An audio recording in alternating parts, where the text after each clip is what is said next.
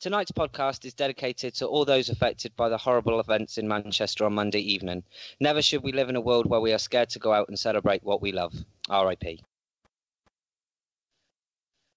Hello and welcome to a Bergkamp Wonderland, an Arsenal podcast. I'm Gimli, and tonight my guests are, first up, one can imagine that hot weather can do things to such a heavy individual. Sweaty bits and all, it's Danny the GFP.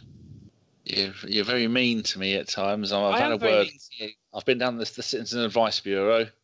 And what did they tell you? Lose weight? No, it was upstairs. They just shouted out the window to fuck off. Oh, fair enough. It seems like you've been taken care of anyway. Top organisation. Lovely. Anything else you've been up to this week?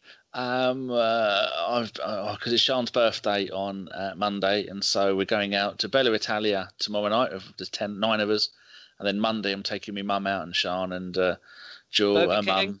No, her mum and her mum's other half and his son, and we're going to go to Chiquitos. So if anybody's in Huntingdon and wants an autograph, you'll notice him. He's like it'd be like a mini roundabout sat in the middle of the restaurant. It'd be like a scene from one of the X-Men films. Things would just be floating around me in my my close orbit. Don't get what you were. You went for a planetary reference there. I like it. Hey, upstairs for dancing, downstairs for sleeping. I don't know what that saying is. Lovely stuff. No, it's up there for thinking, down there for dancing. That's the one. But what direction you won't know because you're listening, of course. Right, yes. Next up, making his long overdue return, man of the cloth, it's Rev Raj Patel. Hello, Raj. Yes, Gimston McStanley. How are you doing? It's been a while. Why haven't you graced our airwaves? I've been all over the place. Just been working really hard. But I've got a little window of opportunity and looking forward to this podcast. It should be fun. We're talking about a win. It's the end of the season. I think there's plenty to talk about tonight. Lots of stuff apart from just the Everton game. Yes. Right, next up, making his way to the ring, weighing in at a total of £200, it's Shitbeard himself, John Walsh. £200? Yeah. You sure? Oh, I'm all out on my measurements. I'm about 230. Jesus. Oh, I don't know. Well, my beard it hasn't got that big, so I don't know. I'll have to weigh it later. What reference I was working on when I used to watch WWF, the Big Show was £500, and I can imagine you're pretty much right just over one leg of his. So. He's been on a diet recently. How dare you? He's all trim. No, my beard's trim. Oh, the Big Show has, yeah. He's all muscly. Yeah. Wow. I thought you meant John had been on a diet. No, he doesn't need a diet. He's fighting fit all the time. Lovely stuff. That's what the ladies say. It's all that investigating he does. No comment. Next up, big hitters don't come much bigger than my next guest. Say hello, Geoff Arsenal. How the devil are you, Gimli? Oh, not too bad. I apologise if you hear the little pitter-patter of puppies in the background. I know, I heard. 11 of them, yeah? Clearing up shit all night long, I bet you are. No, not at the moment. They're not at the shitting stage. They're at the nice, they only make a little bit of noise stage at the moment. It's like 3 or 4 weeks, there'll be shit everywhere. Indeed, mate. Honestly, I've cleared up thousands, mate. I know exactly what it is. And after you've done the first 1,000, it doesn't matter anymore. No, I'm got shares in Tesco's nappy bags. That's what it is. So, anyway, but by the by, how are you? Have you had a very good week? Yeah, had a great week. I've been in London today, bird watching. Oh, lovely. Pair of tinted glasses on, sat on a park bench. No, I mean 2-legged birds, and you know the ones. Some of them have got long blonde hair and everything, mate. Oh, you know what? I've got to be very, very careful on my bike on driving around London. It is incredible. God bless them. I did that the other day. I got a nice pair of sunglasses since on, and yes, I was definitely twitching. And finally, celebrating his birthday this week, you may have seen our next guest on ABW Radio. It's Karl. Hello, Karl. Hello, Gimli. Why does the black man last? Bloody racist. No, it's seriously. It's gone by height. Height. You're 6'12". I was going to say then, but we got Raj. He was like second. Actually, how come there's 2 Browns on the podcast? That's a bit weird. This is going into territory that I'm not sure I'm comfortable with. We're taking over, Raj. We're taking over. I think Gimli's had a phone call from the Society of Black Lawyers. So there's 2 of us. Yes. I have. Right, shall we? We'll start then. Danny, we always go over to you for well, under 18s. Well, I mean, what have you got? I bet you slim pickings, isn't it? Well, the ladies' season is in full effect, which is really good. But I suppose we should finish off by start by finishing off the under 18 season. That's split into two for the to decide who was going to be the champions. With 2 games to go, we were 2 points ahead of Chelsea. All we had to do was draw with Chelsea and beat West Ham, and then we would have been under 18s champions. So we lost to Chelsea and drew 3-3 with West Ham, and then so we finished second behind Chelsea, who had an almost perfect record. So well done, lads. Finished second. That's not too bad.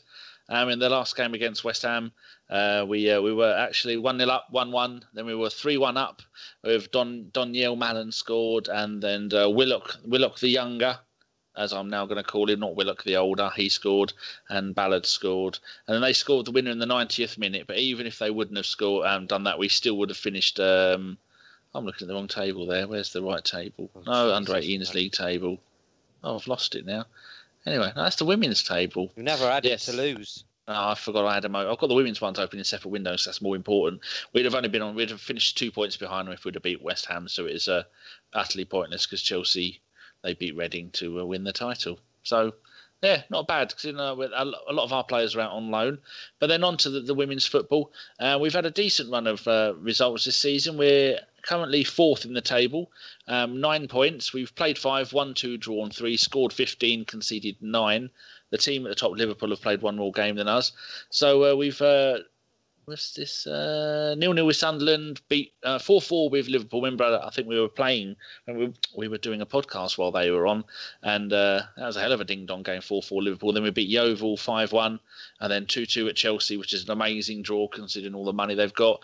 And then this last weekend we beat Birmingham 4-2, with the goals coming from O'Reilly, Van de Donk, oh what a word, and Quinn got 2.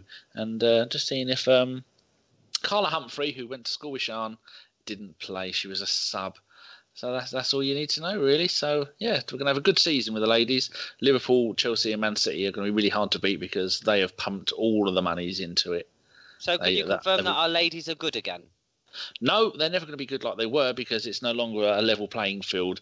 Liverpool, Chelsea, Man City have all gone pro, I think, and they're paying big money. They've had a few of our players, and I think we're still semi-pro. Don't quote me on that, though, because I'm not an expert on it. All I go by is what I read on to Tinternet. Lovely. There you go. And the injury roundup, well, there's nothing really.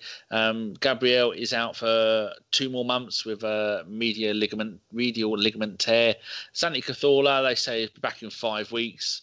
And Kieran Gibbs, any day now. He had a thigh injury. So no Debuchy on there. Makes you wonder, doesn't it? It certainly does. Right then, we'll jump straight into the show and talk about our 3-1 home win against Everton. John, are you going to start us off on this one? Yeah, sure. It was a strange game because going into it, Everton haven't got anything to play for. They can't change their position in the league. It's just a bit of pride for them. And for us, we obviously needed to win, get the points and hope that we could see some lucky results elsewhere with City and Liverpool playing. So I think, the overall performance, the boys went out there and they did the job. They got the first goal. It makes me laugh that Welbeck's been accredited with the assist for Bellerin's first one, even though, he should have scored it himself. But I thought we were decent in the game. We kept the ball. We were passing it well, pressuring Everton. They didn't have too much. I thought the back line dealt with Lukaku really well. It was just a weird atmosphere because obviously, everyone's looking at results elsewhere, whether there's goals going in. Then Koscielny gets himself sent off for a really stupid tackle. But even going down to 10 men, we didn't look really troubled by it. And they put a few balls across the back line, but they never really tested Czech, I didn't think. Sanchez got himself a goal. Again, a bit of a strange one. Everton sort of seemed to stop playing. Thought the ref was going to blow his whistle for an offside, I think. And he got a nice easy tap in. And then picking a bunch, obviously Ramsey's goal at the end, really, really nice. They had the penalty and Lukaku scored, but I didn't think they were all that much on the day. And it was just a weird kind of end of season kind of atmosphere around the stadium. The fans that were there, they all seemed to try and get behind the team and were cheering. There wasn't a lot of negativity, at least towards the players and the manager. It didn't seem like that. That wasn't what was coming across from what I was watching. And I thought the players put in a good performance, and a few of them were obviously trying to play to get their position for the cup final coming up as well. So, it was a decent game and a good result. It's just a shame that in the end, they go out and they play like that against what's a decent team in the league in Everton, and they didn't do it in enough games earlier in the season. It's cost us the Champions League spot. But as for the game itself, I quite enjoyed it, and it was a nice way to end the season considering the dip that we've had, last couple of weeks. We'll start by talking about the first goal then, and that was Bellerin popping up and scoring the opener. His link-up play down that right-hand side has been superb since Ox got injured, hasn't it, Karl?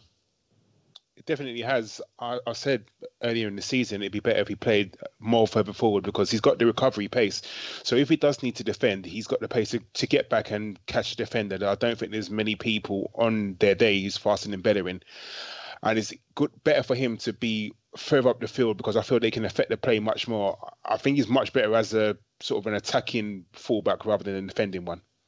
But wasn't he signed as a right winger, not a defender? I believe so. I believe when we got him from Barcelona, he played higher up the pitch. And I think Arsene Wenger has converted him into a right back rather than sort of a right midfielder. But all credit to him, he pops up at the right places, and hopefully going into next season, if we do stick with this three at the back, he will find the position better to play in because he will grow into it more, hopefully. And Raj, we haven't heard from you because you've been away for most of the season. But your thoughts on Bellerin with this new setup? Do you think he's going to be limited in what he can play next year? I mean, we've seen the Ox come in, do a great job down that right-hand side. He's changed to a back three, of course. Will we see Bellerin play as part of that back three, or will we see him interchange with Ox? I mean, what's your thoughts on that situation? I think it might be a bit of a mix and match to start off with the season. We don't know. There's a lot of questions to be asked of Arsenal for the summer in terms of transfers and managers and all that.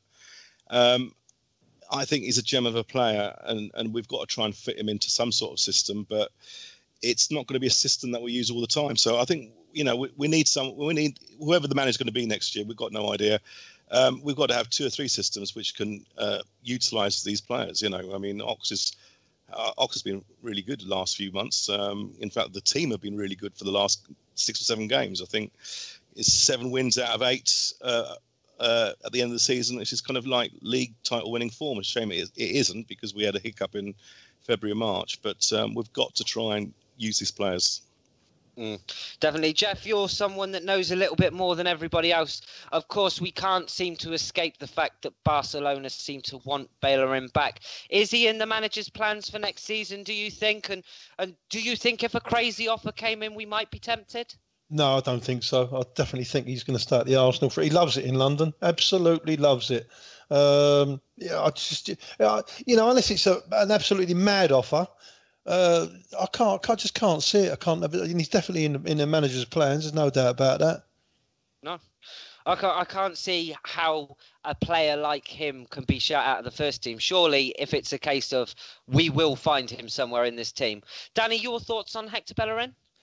Oh, he's been absolutely amazing. I've always said that what a wonderful player he is going forward. Remember the first couple of seasons when he broke into the first team when Davies got attacked by Arnautovic. He was, we think, fuck me, he's amazing on the right-hand side, but he needs to learn to defend more. And so for the first season or so, then he was attacking loads. And then for the next 2 seasons, it's like he was learning his trade as a right-back, and his tackling improved immensely. And then all season, he's only had 2 assists in the Premier League all season. And then in the last 3 games, he's played 90 minutes for all 3 Premier League games, and he's played as the right wing back in all 3 games, and he's got 1 goal and 2 assists. And I think that is going to show. I mean, we thought he was good before. If we stick to this system, he is going to be absolute, as Geoff would say, mustard. I'm so looking forward to. I mean, watching the Ox play usually cheers me up because I love watching the Ox play. But Bellerin down that right hand side, and they might even have to double person him down that side because he's so quick and cutting in and out and setting up the goals, and he's so full of confidence. As soon as he sorts his Barnet out, he'll be well away. Definitely so. Top marks on the Barnet. Definitely needs that sorted. John, we'll come to you, and I want to talk to you about the Koscielny sending off. Of course, it was early on. Do you think it was rash? Yeah, absolutely. Just a stupid tackle to make. There's no need for the way he dived in for that.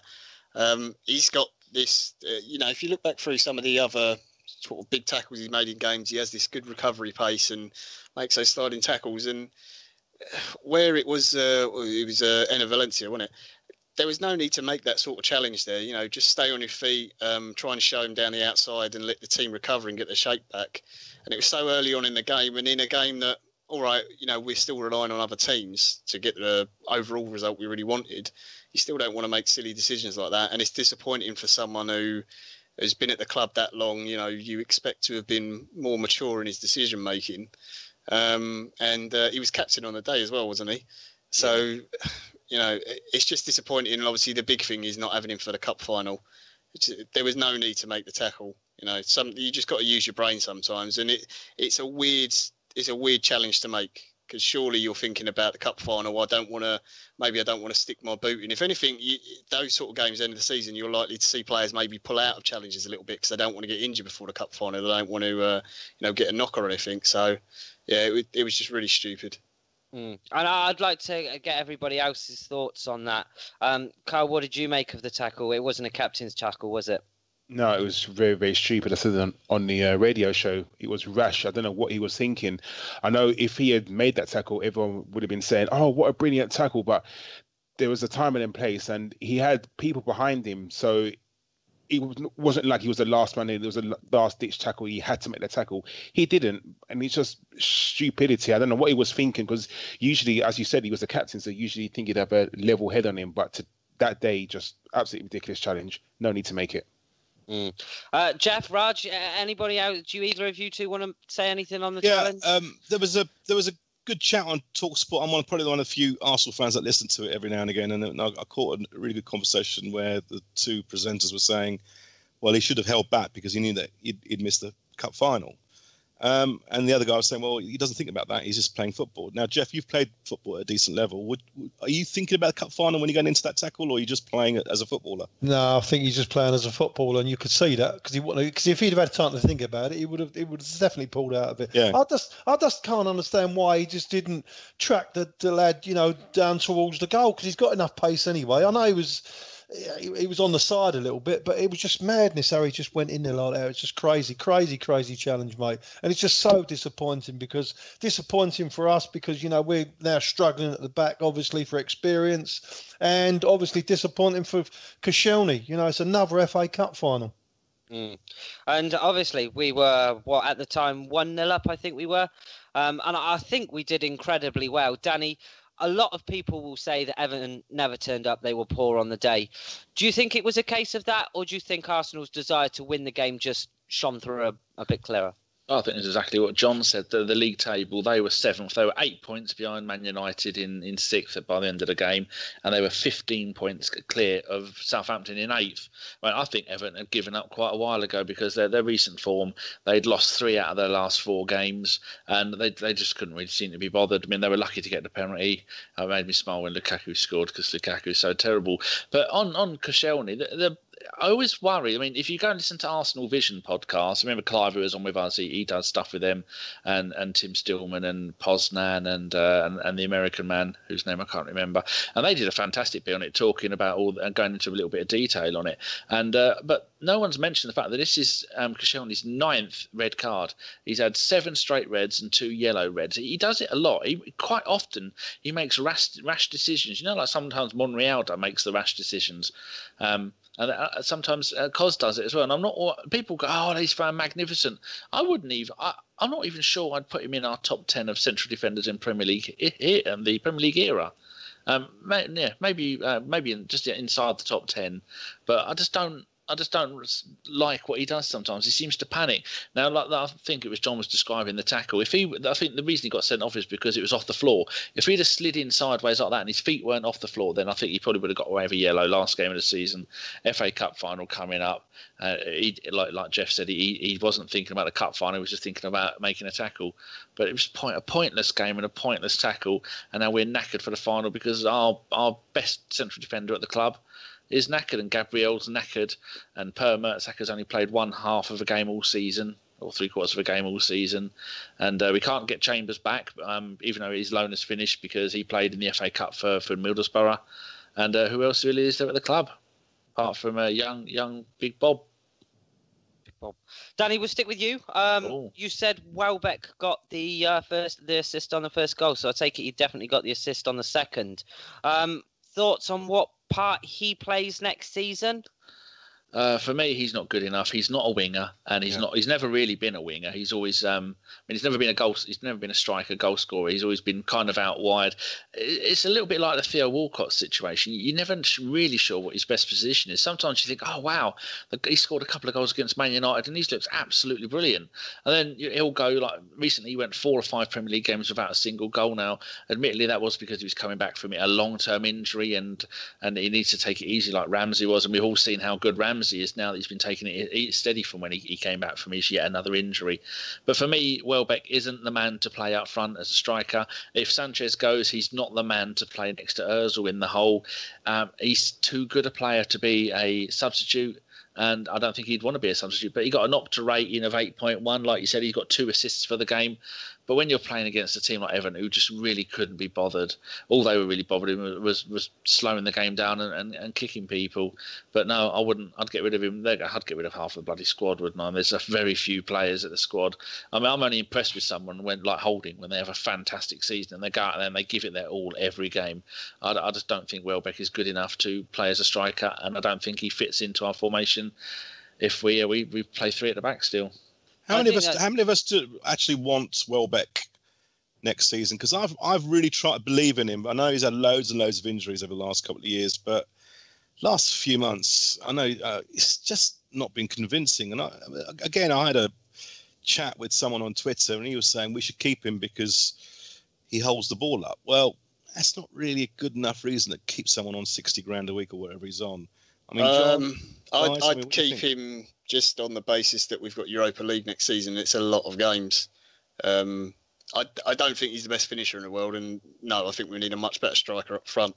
But for that competition, I think he's fine, and he'll run all day for you. I don't fault his effort, but I don't think he's got quite the technique. But you need so many more numbers for the Europa League. If he could score 25 goals a season, it'd be 60 and 70 million, mate. I'll tell you for why. He gives you another option. You know, like you said, we've got Giroud. We know what Giroud's going to do. Everything's in front of him all the time. With Danny, right, he's got plenty of pace about him, and he will show down the sides and in between centre halves. They've always got to be on their toes, so it gives you a different option. And he does hold the ball up well, and he can play with the ball as well. He can dribble. He's got lots of attributes. The one thing, which is the most killer thing about it all, is he can't really score for toffee, the lad. And if he could, that's why he was only £19 million, though. That's the reason why. If he could score goals, then. But you know what? It might be a little bit of confidence with him. If he goes on a run of getting 6 and 7, then all of a sudden, you crack away. He's only got 4 goals all season for us in 19. One says 19, one says 20. I think you've all been a bit unfair. What? 2 in 16 in the Premier League. That's not good enough. Considering his injury record, Danny, he has had a fucking terrible time with injuries. Still getting the minutes, though, isn't he? He's still played this season. He has played 856 minutes, which is the equivalent of almost 9 games. So although those played 20. If he was put up for sale, there'd be a host of top clubs coming to him, mate. Don't worry about that. West Ham. I've got no doubt. I've got no doubt that if we put him up for sale, that Geoff's absolutely right. There'll be a big queue of clubs. But again, I've been a big fan of Perez this season, and if you look at his stats, 21, he's played in 21 games, he's scored 7 goals and 5 assists. That's a lot better than Welbeck, and I don't think he's had a better chance than Welbeck, and yet he's disappeared. He's gone. So I don't know what's really going on, but I'm not convinced by Danny, to be quite honest. And if we sell him, we probably won't sell him. But if we do sell him, it won't be the end of the world for me. The only thing I'd say, Raj, is if you sell him, then what's the likelihood of us going to replace him? Because haven't got a history of doing that. You need numbers next season with the amount of games we'll have to pay. Your first point about the Europa League was spot on. If we're going to win that competition, it's 15 games, I think. So we are going to need a lot of players, especially when we're playing Thursdays and Sundays for a lot of next season. But then we need to keep Perez as well. But from what I hear, he's well gone. I mean, they're just waiting till the end of June, and the deal's been made with whatever club, and he's gone. But Deportivo, he said he'd like to go back there. Yeah, it seems a bit of a shame that we're releasing one player that's actually done very well for us, and trying to keep on one player who's, as Geoff said, can't score a goal at the moment. And another player that's done very well for us is Alexis Sanchez. He weighed in with the second goal, which was a tap-in from a pass from Danny Welbeck. Marks for him for this season in what could be his last Premier League game. Karl, we'll go to you. He's had a mixed season. I mean, you can't sniff out the amount of goals he scored. I think it's 24 goals this season in all competitions. So you can't sniff on what he's done. But at the same time, you have to look at sort of the negative things that he's done. The giving the ball away so many times. If you think about it, him giving the ball away has led to attacks on our goal, and it's just not good enough. It really isn't. You can't fault his work ethic. He's brilliant. If we had a team full of Alexises, we would do absolutely brilliantly, because the amount of times that he tracks back and the amount of times if he loses the ball, he does try and recover the ball. He's brilliant. If anyone had his work ethic at Arsenal, it would be absolutely brilliant. But at the same time, the things that he does, the bad things, it sticks out in your mind. The amount of times he loses the ball, his tantrums that he has, it's annoying at times. But at the same time, like I said, you can't fault his work ethic and you can't fault the amount of goals that he scored. No, definitely not. I mean, you guys are putting it in the group there. 29 goals, or was it 15 or 19 assists? Which one is it 19, Danny? Yeah, 19. Or because some places don't, they don't make it clear, because when you're different competitions, I think he may have 24 in the league, Karl. I think that may be it. Yeah, but still stunning. And this is a player that we could be potentially losing at the end of the season. Now, there's plenty of rumour flying about over him at the moment. We've heard this week that Bayern Munich have come in, and Bayern Munich have scoffed at his wage demands. We've heard that he's had numerous amounts of talks with PSG. Geoff, I asked you this a couple of weeks back, if you thought that he was going to stay. Now, has your opinion changed? Do you think we're going to hold on to him for one more season and then sell him off? Or do you think he will stay and sign a new contract and we can all walk off into the sunlight happy? In my honest opinion, I just think they'll give him whatever he wants to get that 5-year contract. And let's just say it is 300 grand or 350 grand. It won't really matter, because they'll just sell him. They'll make more money of him. They'll make the 60 or 70 million pounds of him. And that's exactly what they should do. They've got to sign this player. I mean, it's you do the maths on it. It's a no-brainer. You just got to give him the money. And if he's asking too much, you're just going to have him over for the big money. You honestly think he'll stay at Arsenal? I think he'll stay. I think he'll sign a 5-year contract for somewhere around a 225, 250,000 pounds.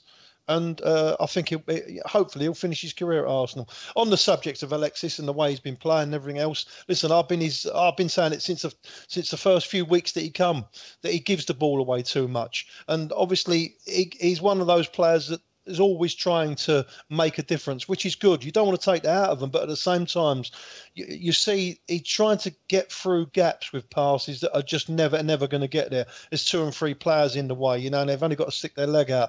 Arsenal as a possession team, we've got our wingers, our wide players, normally bombing on the same. We get caught out. We used to get caught out. We've got a little bit safer now. Maybe he's learning, but he is a player that is undroppable.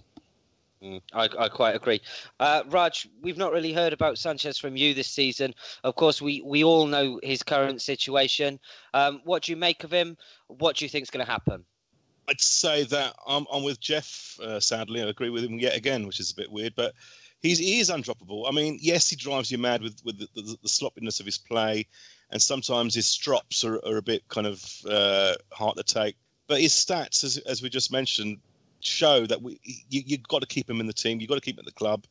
And you're right. I mean, I heard it was 330 grand that we've offered him this week. I don't know whether that was a bluff or not, just to keep Bayern Munich away. But we've got to give him whatever he wants. And if we sign him up to a big contract and it doesn't work out in 18 months' time or 2 years' time or even a year's time, at least, as Geoff says, we can get 60, 70 million pounds out of it. But at the moment, he's worth a lot less than that now with 1 year left of his contract.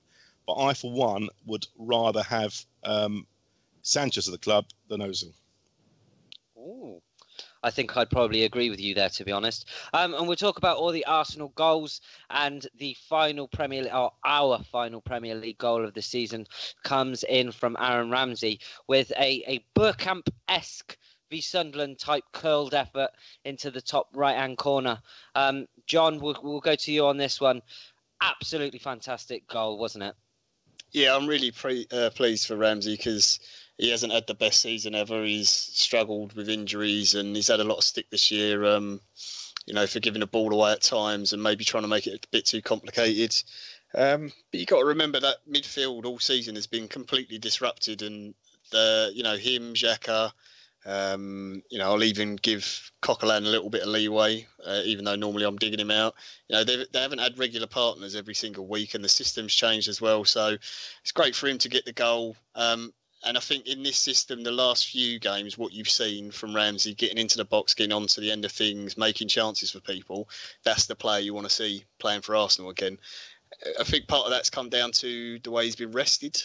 I don't know whether the medical team has seen something different this year that they're trying, because previously, whenever he was injured, he was sort of, as soon as he was remotely fit, they'd rush him straight back into the team and he'd get another muscle injury again. And like Dom always says to us, you can't play him, 3 times a week, like over and over again, because he'll just break down.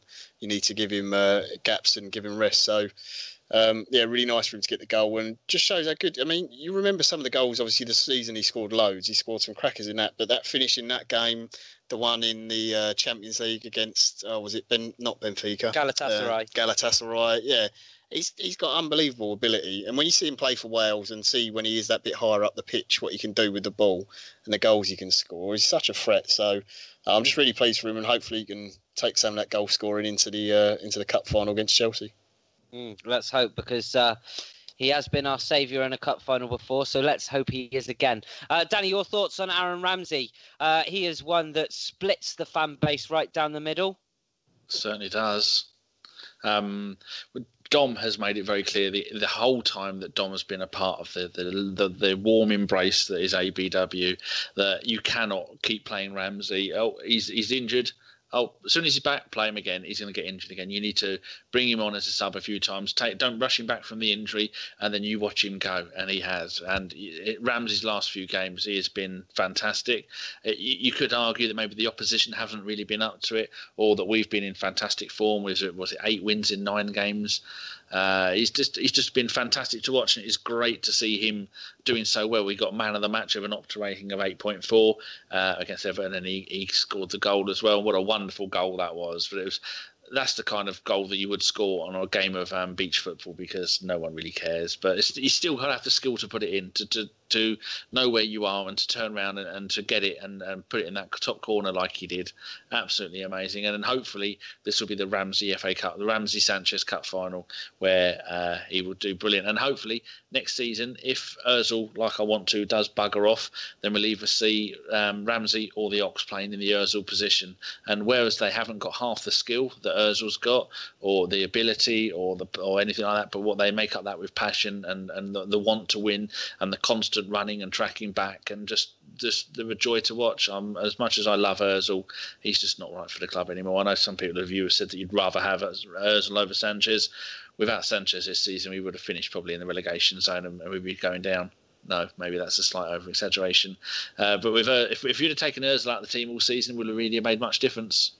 He shone against the little teams, like that hat-trick against Ludogorets, but the rest of the time he's been anonymous. He's had at least a month off for dubious reasons.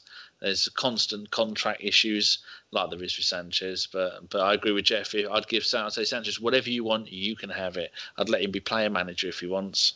That's how much I loved Matt Sanchez at the club. And there's such an upbeat mood about some of these players. Ramsey, Bellerin as right wing back, Sanchez, Xhaka's playing immensely, Holding, Cech is back on form, and even Gabriel's had a couple of good games. And there's just so much good stuff to look at the moment. But I do wonder about the forgotten man. It's Theo Walcott.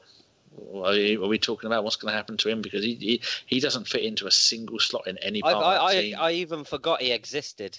I probably remember sometime around 2 months' time. 19 goals this season for Mr. Walcott. Is it really that many? He's been a part of 37 games, 19 goals, 2 assists, and he's played 2,465 minutes. He doesn't fit into this team, does he? There's no way you can put him in. He got that coffee machine and he's like, nah, I give up. That's it. Done. Maybe he's got kidney issues. Too much coffee can do that to you. Yeah, it can. You've got kidney issues. Well, I have that because of my injections I have to take for my arthritis. So don't bully me on that as well. Danny, you don't care. Sorry. Okay. Right. Geoff, were you aware that was Ramsey's first Premier League goal of the season? Yeah, mental, isn't it? Really thinking about it. Again, like you said, he's another one that's totally splits the fan base. I mean, when he's on form, they reckon he's a worldie in training when he's fit. Honestly, they reckon he's, like the type of things that Bergkamp used to do. Apparently, that's what he does. He's that good. And I think that's the reason why Wenger does keep on, he keeps faith in him. He's when he's unfit, he's like a panel beater, but when he's really fit, he's like a world beater, and that is exactly what it is. And I'm really pleased for him. The last 7-8 games, he's really fit now. He got into it, and you know what? He might, please God, on cup final day, he might be the difference because he's got a great engine. He's got everything that a top world class midfield player can offer, but whether or not he does it on the day every day, that's the problem. He's got to get this consistency right. Well, he loves a day out at Wembley, so we can all hope. Right then, other results mean we're out of the Champions League for the first time under Arsene Wenger. So now I want to have a little bit of a chat with you boys, see what the implications on that might be. Karl, what do you see as the most disappointing factor of not being in the Champions League next season? I didn't think there's no point of us being in the Champions League because we're not going to win it. I think the only advantage for us being in the Champions League is us attracting the best players. The way I see it, you only attract the really good players if you're in the Champions League because everyone wants to be in that competition. I hate the Europa League. I do, just because of the playing times, the days, the Thursday. So it just means you're playing that Thursday, Sunday, Thursday, Monday. The recovery time is shit.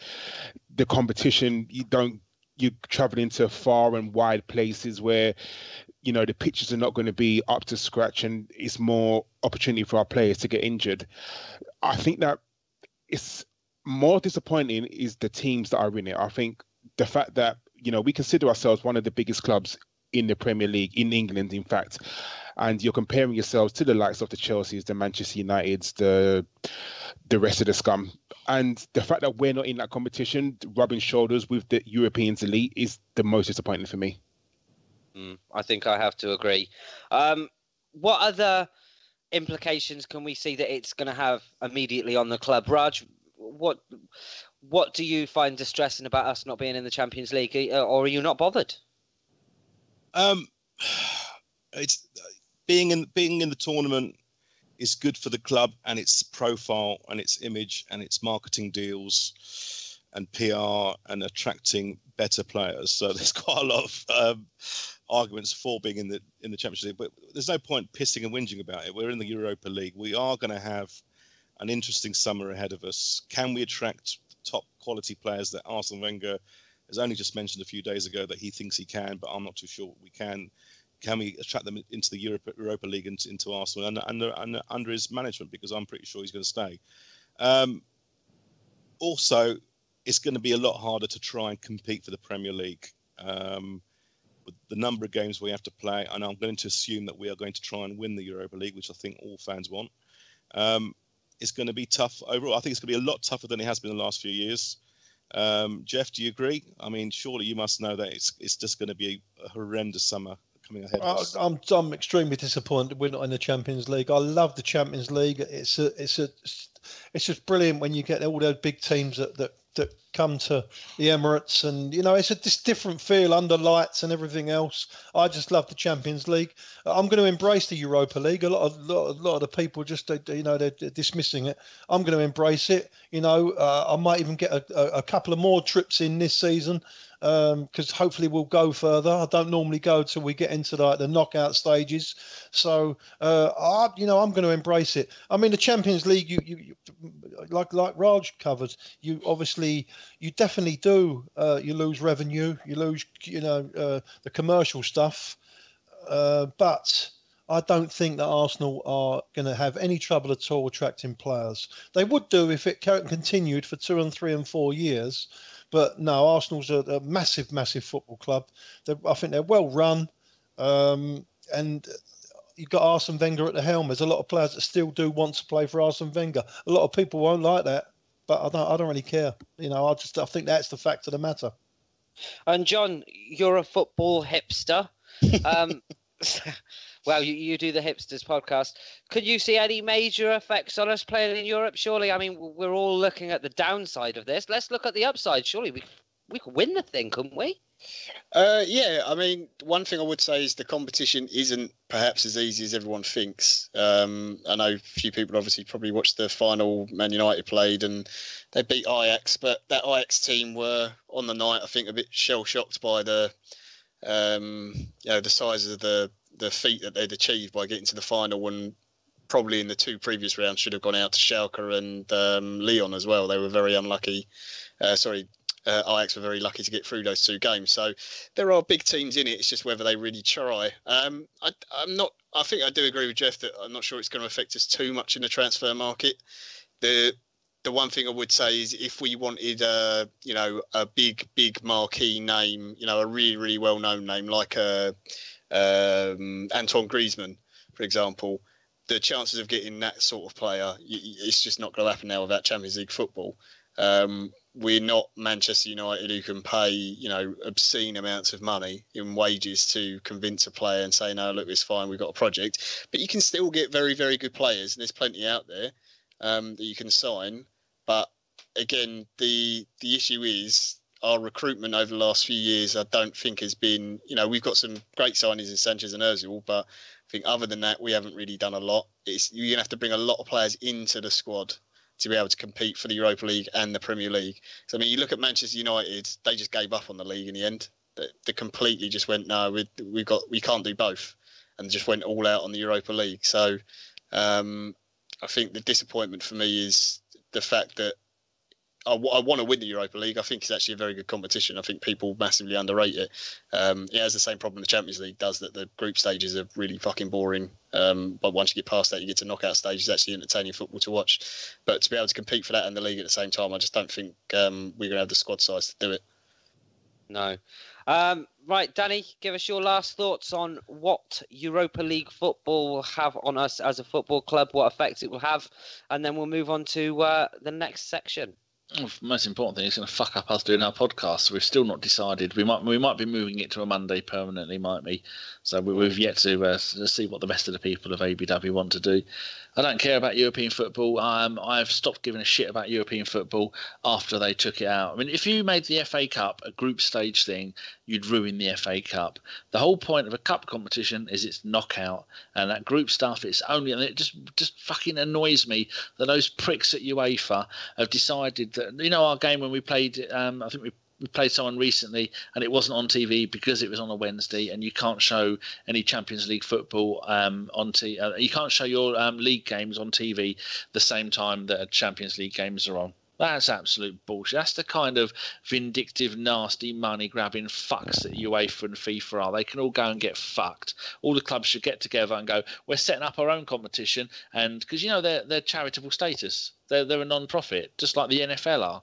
And like the Olympic people, I'm sure that I was reading an article that said that the Champions League were as well. It's bullshit. If you want to make me, I doubt very much they want to just please me, but if you want to make the Champions League interesting again, you limit the number of teams from each country. Like for England having 5 teams, yet there'd be other countries that are getting 1. That's completely unfair. It should be a maximum of 3 teams from any country. Then you'll have more countries getting in it. Then you'll have more teams getting in it, and then those teams will make more money from it. Then that will improve their leagues. It's just utter greed, the epitome of everything that is greed. It's everything that's killing modern football, and make it knockout all the way through, knockout home and away, and then it would be tense and interesting for the whole thing. But like John was saying, or someone else said, the group stages are utter shit. I don't give a fuck about the group stages. They're so boring. You get to the last game of the group stage, the amount of times we've played Olympiacos, and then I go and do all my Arsenal player histories, and you'd be surprised the number of players that have played more Champions League games for us than they have Premier League games for us, because they get chucked in at the last game, and then that ruins it for the other two teams, because you're giving the other team you're playing against a bye to almost guarantee them 3 points, because you don't want to play your full strength team because you've already qualified. So that makes a mockery of the entire bloody thing, and I hate it. And I don't care about the UEFA Cup. I'm not going to call it the Europa League, see, with their wanky names. But bring back the Cup Winners' Cup as well. So it'll be Tuesday FA Cup, Tuesday the UEFA Cup, Wednesday Champions League, Thursday Cup Winners' Cup. There you go. Go back to how it was. It was much better back then. I just hate it. Just quickly with Danny, I would agree from a personal point of view. I'm not that bothered about the Champions League because we were never going to win it with the way we were going at the moment. At least we've got a real chance of winning the Europa League. It's a competition that we, can actually do something in. And I wouldn't even have 3 teams from each league. I'd just go back to what the European Cup was, the Cup Winners. It's ridiculous. A team like Celtic win their league. All right, everyone will say Scottish League's easy. They're the champions of their country and they have to go through how many rounds of qualifying to get to the group stage that, that a team that finishes 4th in the Premier League gets into straight away. It's a complete joke. When you look at teams that have made it to the finals before, like Malmo, they got to the final against Nottingham Forest. Malmo wouldn't get anywhere near the Champions League group stages or the latter stages anymore. So you're denying all these little teams from all around the Europe. You're denying them money and glory and all that other stuff because you want to have the Italians, the Germans, Spanish, and the English teams. That's all they want. If they could have their own way, that's what they'd have. They'd just have the teams from those 4 leagues and possibly the feeder league. They'd chuck a few in from there just to keep Chris happy. And that's all they have because they only give a fuck about money.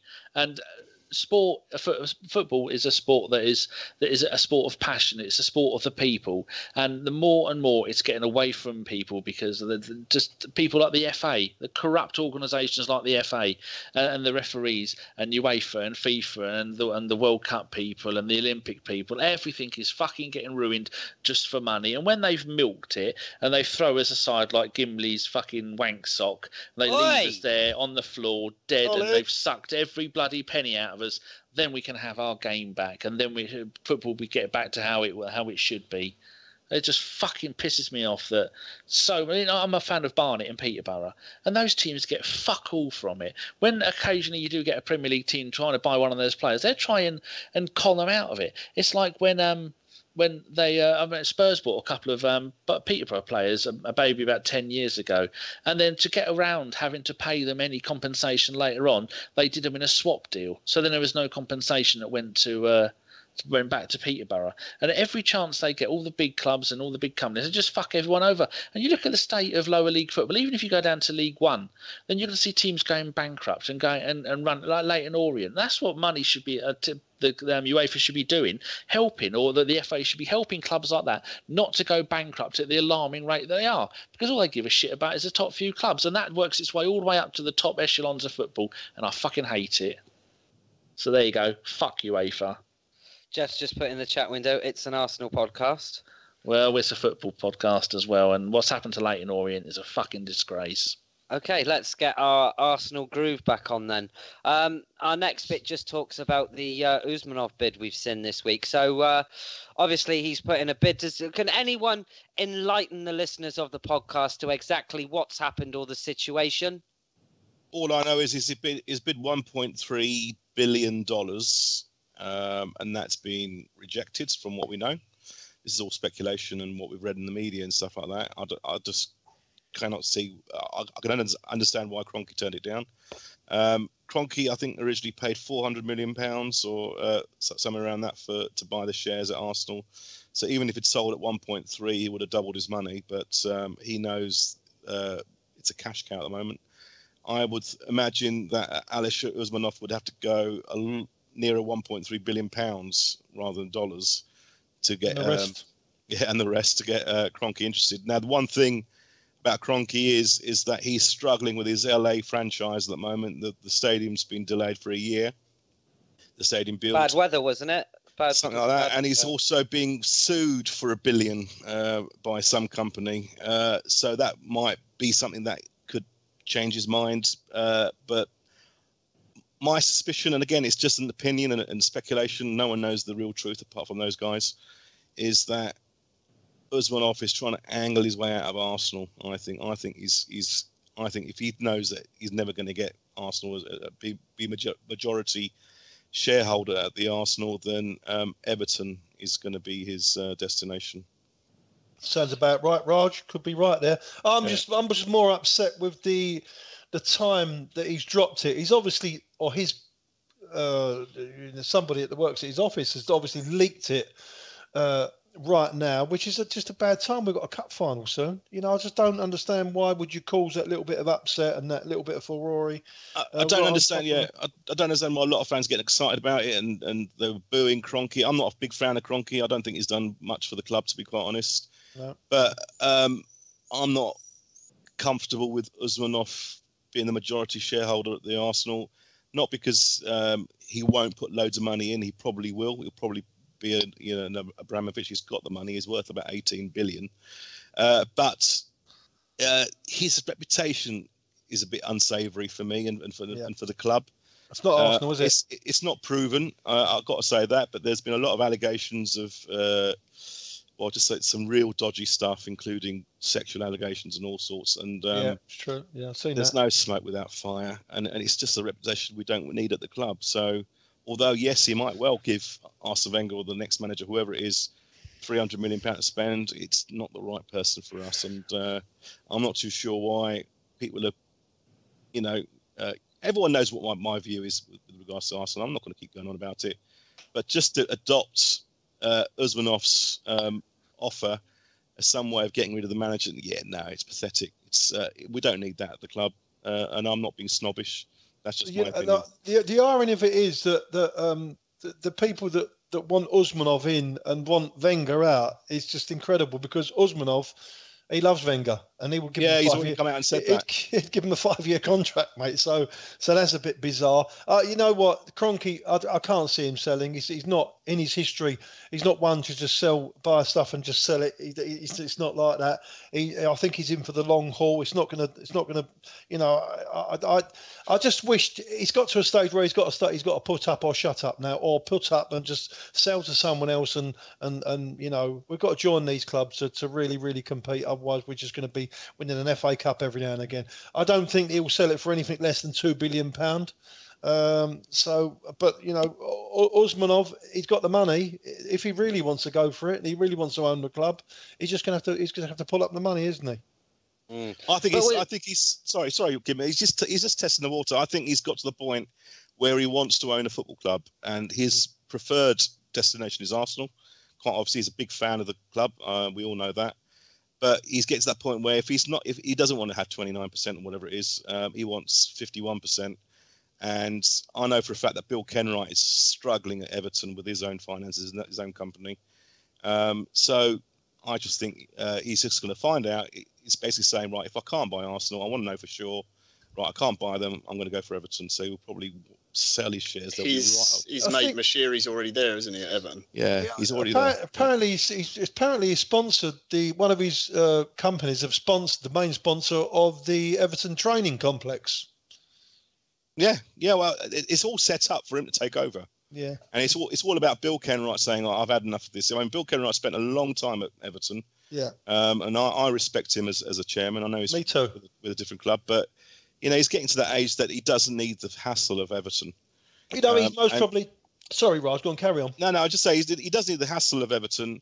He's got a big billionaire ready to put money in and buy him out at a very good profit, a massive profit. Bill Kenwright's in the theatre business, and the whole business is struggling at the moment. So there's a cash injection he could have just by signing a piece of paper. And so my prediction is that Usmanov will go to Everton. You're talking about Bill Kenwright. It's a shame, really, because he is most probably the last old school supporter owner. Yeah. He's mostly going to be the last of them now. You know, there's not going to be another one really. Not proper. You know. How about when I buy the club? Yeah, but that's different. We're all going to chip in, aren't we, and buy Arsenal? Yeah, that's all right. Yeah, Raj is digging deep. He's got plenty, Raj. Yeah. Sorry about that. Just going back to Kenwright, it was like 6 years ago where he came out and said that he owed £45 million to liquidators to stave them off for them to stop getting action on Everton. And 7 years later, he's still struggling. I mean, it's not public knowledge, but I'll put money on it, that Usmanov is just checking it and going, right, that's it. I've had enough with Arsenal. I'm going to go to Everton. But how sick would you feel as fans if you'd known that Usmanov was going to take the club? Say, Raj, what you said's going to happen. Say he goes to Everton, he puts, say, 300 million into Everton. He completely buys new playing staff, sorts the club out completely. They overtake us into top 4. How sick do you feel 2 years down the line? And who do you blame? Do you know what I mean? I mean, I've got so many conflicted opinions about the Arsenal at the moment. I've gone through a lot of kind of not depression, but kind of disillusionment with the way things have gone the last 5-6 months, and I haven't really been publicly saying much about it. But I don't care. It's Usmanov the man is not for me personally. If it is for the other million Arsenal fans, that's fair enough. But for me, there's a bit of tradition, class, and history about the club which needs to stay. And Usmanov isn't the man to be at the helm of that. I just think it'll be the wrong person. If Kroenke did decide to sell up, I promise you now there'd be a queue of people that want to buy. There would be, yeah. It would probably go to China, wouldn't it? Isn't there some? I read somewhere that an African consortium were looking at buying the club. Someone had been quite vocal. There's a Nigerian I think that could be interested. The one thing I'd say, because he's got a Nigerian email, so it's suddenly. there was an article a few weeks ago about someone actually found an apartment in Nigeria with like $50 million in or something, and it was the joke of, oh look, that email was true. But no, I get what Raj is saying about Usmanov and him, not being the most likable character or got the correct morals, but. I honestly struggle to see how you're going to get someone who can come in and buy out Stan Kroenke, who is going to be of good character or have not have questionable morals. Because just because there aren't maybe as many stories about Kroenke, I'm sure he's just as despicable in many ways as Alisher Usmanov is, allegedly. So I think the problem is that fans basically have to accept that this is modern football, and if you want to compete, you're going to most likely have to swallow taking someone's money someone you wouldn't want to go and have a pint with, so to speak. But don't you think it's doing more harm than good? Sorry, just because you've got 2 people on the board who own majority shares in the club, and one of them is not allowed on the board. So this guy has got all this input in Arsenal, but he's not allowed to put anything in Arsenal because the majority shareholder won't let him on the board. That's not good for the club either, is it? And wasn't there? Really? There was the story about. I don't know how true it was, but Arsblog was talking about Danny Fiesman saying that his sort of dying wish was for Usmanov to have nothing to do with the club. Obviously, I don't know how true that is, but that's part of the rumor why that Kroenke will never ever sell to him. I do agree with what Raj's saying. He definitely wants to go in at Everton because I think Mashiri, who's there now, was a member of Red and White Holdings. Yes, that's right. Yeah, so. He clearly wants to go in there. There's Everton, I think, have got approval for a new stadium as well, or at least redevelopment of the original stadium. So it's all there for him to go and take. And maybe this bid is, if Kroenke doesn't buy him out, it's, to try and get attention that maybe there's a chance that Kroenke might sell to someone else and try and get another, buyer interested in the club so he can sell up to someone. But yeah, I don't think that's. I mean, that's one of the problems. I do disagree with Geoff, though. I'm not sure that was leaked out from Usmanov's office because that bid was well over a month ago now. So it seems strange to leak it this late if they were going to. I think that might be someone actually at Arsenal who's leaked that who perhaps isn't in favour of Stan being there. Let's hope there's a lot that aren't. Right then, Danny, unless you've got anything to say on this, I'll move on to the FA Cup final and predictions. Nothing. And then after that, listener question. We've got about half an hour left to fill. We've got a load of listener questions. What do you want to do first, Danny? This is as we go. FA Cup final or listener questions first? I suppose the FA Cup final, because some of the listeners' questions already cover some of the ownership stuff and some FA Cup stuff. So at least they might have got their answers in then without even hearing the question. So FA Cup. Okay, let's do a little bit about the FA Cup then. And the first thing predictions at this point before we talk about it, that'd be interesting. Yeah. Or that'd mess up your system. Oh no! Let's do. We can do predictions now. What's everybody's predictions for the FA Cup then? Danny, we'll start with you. It's not going to be good. 3-1 to them. Hazard scoring the first goal, and then we'll be chasing the game. Maybe get one right near the end, but 3-1. I'm being generous to us. Wonderful. I'm going to go 2-1. Alexis, you didn't give your first scorer. You did. Hazard. Oh, Hazard. Oh, so 2-1 to Arsenal. Sanchez. Yep, 2-1 to Arsenal. I'm actually Sanchez. thinking they're going to put a bet on Chelsea to win to try and help ease the pain if they do win. Do you realise how lose dirty you would feel if you went into the bookies and you actually won money on Arsenal losing a final? I don't. Oh yeah, no, you don't go out, do you? I was at Aldi today. How dare you, sir? Aldi? That's the shop, not the garage. Geoff, predictions for the cup final? I think we'll win 3-2. Oh, you bastard! I was going to say that. Alexis will score the first goal. Oh. And well, yeah, no, you can listen. I think it's over, mate. Oh, you know what? I think I haven't predicted in the predictions league for 50% of the games this year. And that's why you're near the bottom. I'll give it away, mate. I'm on mid. I thought I was mid-table, wasn't I? Has he still got the trophy? Of course I have, mate. Yeah. Well, it's got a date on it, isn't it? You get a new one every year. That's right. Who won the last year's? He won it last year, and the year before that was the listeners. So he's got two. No, he well, said I've only got the one. He said, I "Don't send us another one. I don't Yeah. need it." No, that's right. He said it takes out his pride and place on his mantelpiece. The league at the moment, Dom 70. Like fuck, are we sending it to Canada? We are a low budget podcast. Dom has got 70. Karl has got 60. I've got 56. I was leading for ages. OG 52. Chris 52. The guests 51. Raj 48. Steve 48. David 47. Geoff 44.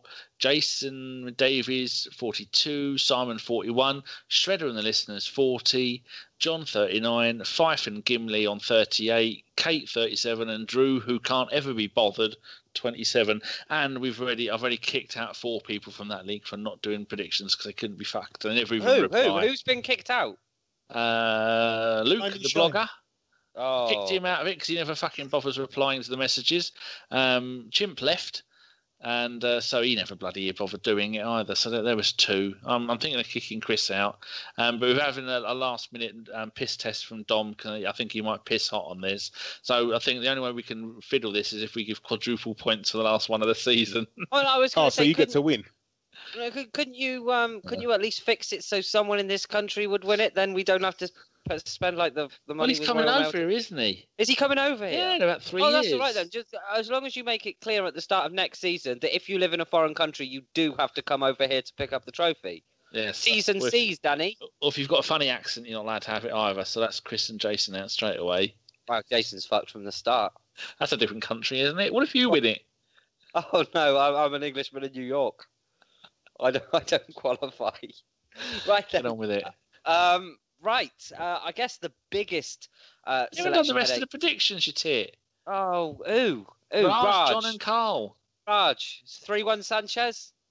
No, it's actually 3-2. I'll go with Hazard first scorer, but I think Alexis will score the winner in the 93rd minute. And this is my heart over my brain. So just want to re-emphasise that. My brain says something completely different. Don't worry. That makes me wet. John? Oh, sorry, got to be miserable. 3-1 to Chelsea. Costa, first goal. See, what worries me there, John, right, is it's the end of the prediction league. We all know that Dom has run away with it. Bearing in mind he's going to come over here and pick up the trophy. Otherwise, he hasn't won. It goes to second place, Danny. But Carl's in second. I won't catch him. Okay, Karl, you're up for it if Dom doesn't come over and pick it up by Christmas. But what worries me there, John, is the fact that you can't do anything in this league. It's all done and dusted and you've still gone for it. Just fucking be positive, just for one tiny little second. I've got a winner's Anything mentality. can I like to try and be right every time. Anything can happen. Look, on the plus side, Gim, look at my record in the predictions league. It's terrible. So we probably win like 4-0. Well, I mean, we should just take that as your prediction. We're not doing doom. He doesn't and want to gloom. jinx it. All right. I'll go 2-2 and we win it on penalties. And I'll tell you what, if we lose 3-1, Costa scores. I will. Karl, finish off the predictions, please. I need the points, so I'm sorry. I've got to go. What I think, 1-3. I think we'll lose, and I think Hazard will get the first goal. I mean, it might well be yours anyway already, Karl. So don't rule that out. Play for the win. If you do win it, Karl, can we just stick it on any train at any platform, and it'll eventually end up with you? I mean, eventually it'll get to me, definitely. Lovely. Save on postage. We're going to pull Danny with a string down from Cambridge. That's what we're going to do.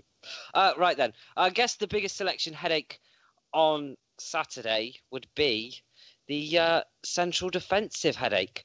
So who's fit, or should I say, who do we chuck in, Danny? Well, there's been a lot of Twitterati talk about whether we should revert to the back four, because we have two first choice fully fit fullbacks, and then we will just have to play probably Mustafi and what's his name? Big Bob. And then we have with Czech, and then we'll have a secure back four. We'll also have a back four that beat Chelsea in the season. Then when they change to the back three, they beat us. So that's the predicament you're going to be in.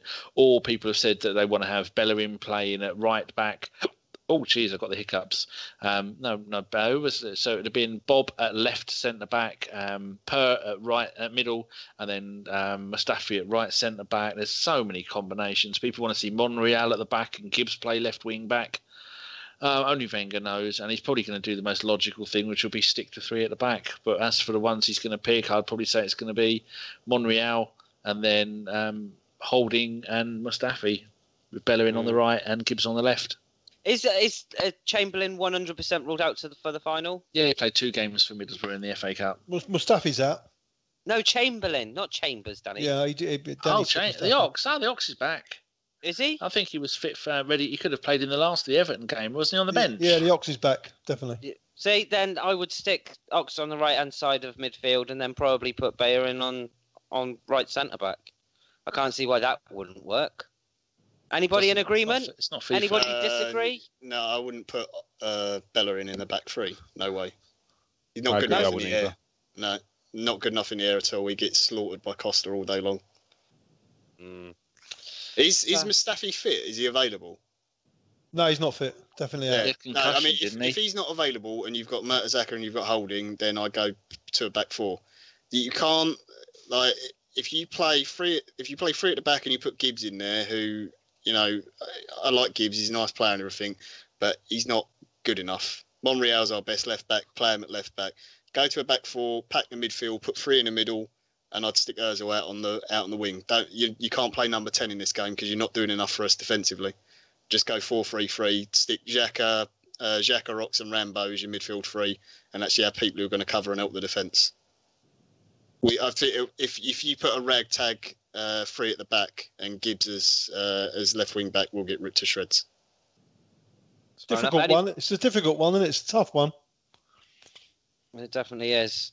And I should say, anybody thinks we're going to have any selection headaches? Anybody thinks we're going to see any selection surprises on the day? Sunoco, get him on. His last final, he had a last game at Wembley. He had a hell of a game, didn't he? Well, to some, he won the final for us.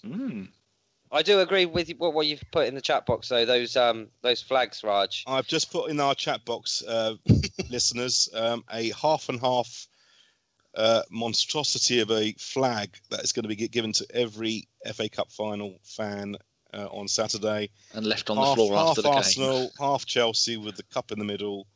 And people are tweeting that they are going to be lobbing those flags onto the pitch. So, could you imagine we were playing Spurs in the final and they done that? Jesus. Oh my God! Oh my God! I've had the last 2, and they currently sit above my fireplace. But me and John were talking about this afternoon, weren't we, John? Yeah. And it's so bizarre. Like, I understand you're trying to celebrate both teams and everything, but it's the half and half scarf thing again, basically, isn't it? Why would you do it? Fans don't like it. James Ollie from is it the Telegraph? I think he writes for. He tweeted about it because he was at Wembley doing something for the FA today, taking videos, and the replies to his tweets from both Arsenal and Chelsea fans who were absolutely tearing into both each other's clubs, but also agreeing with each other the whole time, just saying this is the most idiotic thing you can do. You know, yeah, like Karl said, if that was Spurs in the final against us, Jesus, It wouldn't surprise me if a load of them get set on fire. I mean, that's asking for trouble. It is. It's That's not a lovely thought. It's not like like the other ones was. What was it? Hull? Was it Hull last year? The one you had, Gim? Yeah. See, I've got Hull, and the one from Aston Villa a couple of years back was just the Arsenal crest on it. Yeah, like the Hull one it's going to annoy fans because it's half and half, but there's no real rivalry there between Hull and Arsenal. It's Chelsea Arsenal. They absolutely despise each other. What on earth would you put two badges from clubs that absolutely hate each other on the same thing together for? Because they're tight and they don't understand football. Complete idiots, aren't they? It's not great. Right, we shall leave that there. We have 21 minutes to do some listener questions, Danny. So if we can, quick fire. Okay, right. First, two quick statements. I've decided to have a little section on that. From Pat Rainsford, this close season seems to be a crossroads for Arsenal regarding the manager, the owner, the players, contracts and apathy for the FA Cup final appears to be the final straw. Does seem that way. And Andrew A0301, isn't it weird how Sagna left us to win the league with City and is now having won the League Cup? And then I've had a look. Man's a disgrace, Karl. He played 53 league games, most of which was coming on as sub or something.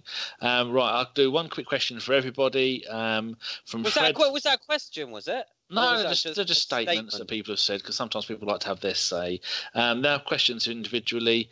Fred Thurbin for Geoff.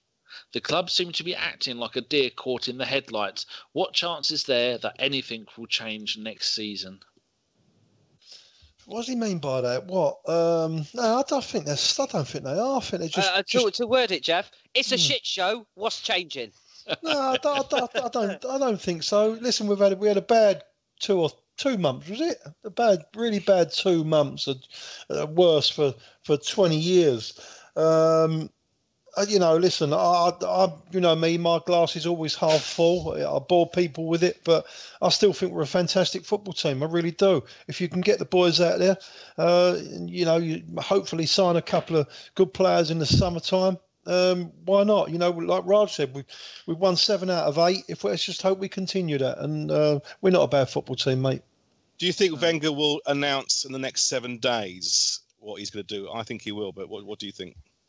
Do I think he'll announce, or what do I think he'll do? He'll make a decision, announce a decision. Yeah. Or the club will. Yeah. I think he'll do it on Monday morning. We all know he's going to stay. Let's be honest. We all know he's going to stay. There's a board meeting next week, isn't there? Apparently. So we might have to wait till the board meeting and then see what they have to say. The day after the cup final, the scrutiny will just increase tenfold. The sooner they do it, the better. I mean, they were so brilliant with the price reductions. Yeah, on Monday. Surprised everybody, didn't they? Well, I mean, I as soon as I saw it, I tweet. I was saying, well, good luck. It was excellent. It was. What'd you get back? 700 quid or something? 240. 240. I don't know some guys that have got 700 quid back or not. Yeah, but that's over 2 seats, though, isn't it? Sure. Yeah, it must be. Someone got $1,000 back, but that was over 3 seats. But what I'm saying is that there is evidence out there that the club can do the right thing at the right time very quickly.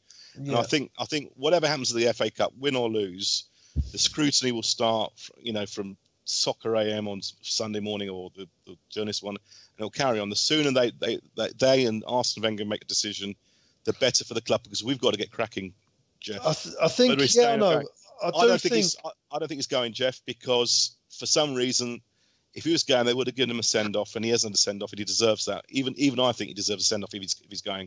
I think he's staying, but they've got to make that decision, and we've got to get cracking, because the other clubs are already working on transfers and stuff like that, and we don't want to be left behind. I don't think it's only Arsene Wenger's situation.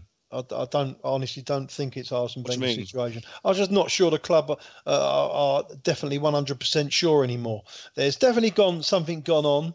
I mean, he's noted it, in his last few statements from something happened in December/January that might be his personal life as well. No doubt that's come into it. But I think there's something gone on behind the scenes that it's not just down to Wenger holding up his decision. Well, I've heard that he's not on speaking terms with Gazidis anymore, which is unbelievable. Yeah. If Gazidis is against him, then it will be either a toss-up between Gazidis and Arsene Wenger. I've got a feeling that Arsene has still got the power at the club, The board are too weak to make any decisions. Kroenke will back Wenger. Gazidis will go back to MLS. There you go. Apparently, Gazidis handed in his notice. Handed in his resignation because not surprised, but they're not going to do anything before the cup final. No, that's right, exactly. So maybe that's what the board meeting's about. Yeah, they've got to thrash out that whatever's going to happen now. A lot of people are talking about the director of football business. I'm not sure. We're just going to have to wait and see, aren't we? Yeah. Well done for answering that question really quickly. Raj, while we have you here, question from Duncan Burnett. Duncan. Fucking hell. That's an English name when you fucking slaughtered that. Thank you. Is missing out on a competition we show no ambition or desire to win really that bad? I'm a little tired of losing 5-1 in Germany every year. And that's the view of a lot of fans. And maybe the Europa League is good for us for a year or two or however long, So I don't get all this no ambition bollocks, mate. What a lot of old toffee. How do you suffer? Have you seen us play? Mate, it's not no ambition at all. It's just rubbish. Well, who's got no ambition? Is it the club, the players, the manager? I don't think we're good enough to win the Champions League or even kind of challenge for it. That's a fact. And there's plenty of evidence over the last 7 or 8 years that we tend to go out in the same round every year. The group games are a bit boring. It's a bit more interesting when we play Bayern Munich or Barcelona every year, but even that's getting a bit boring.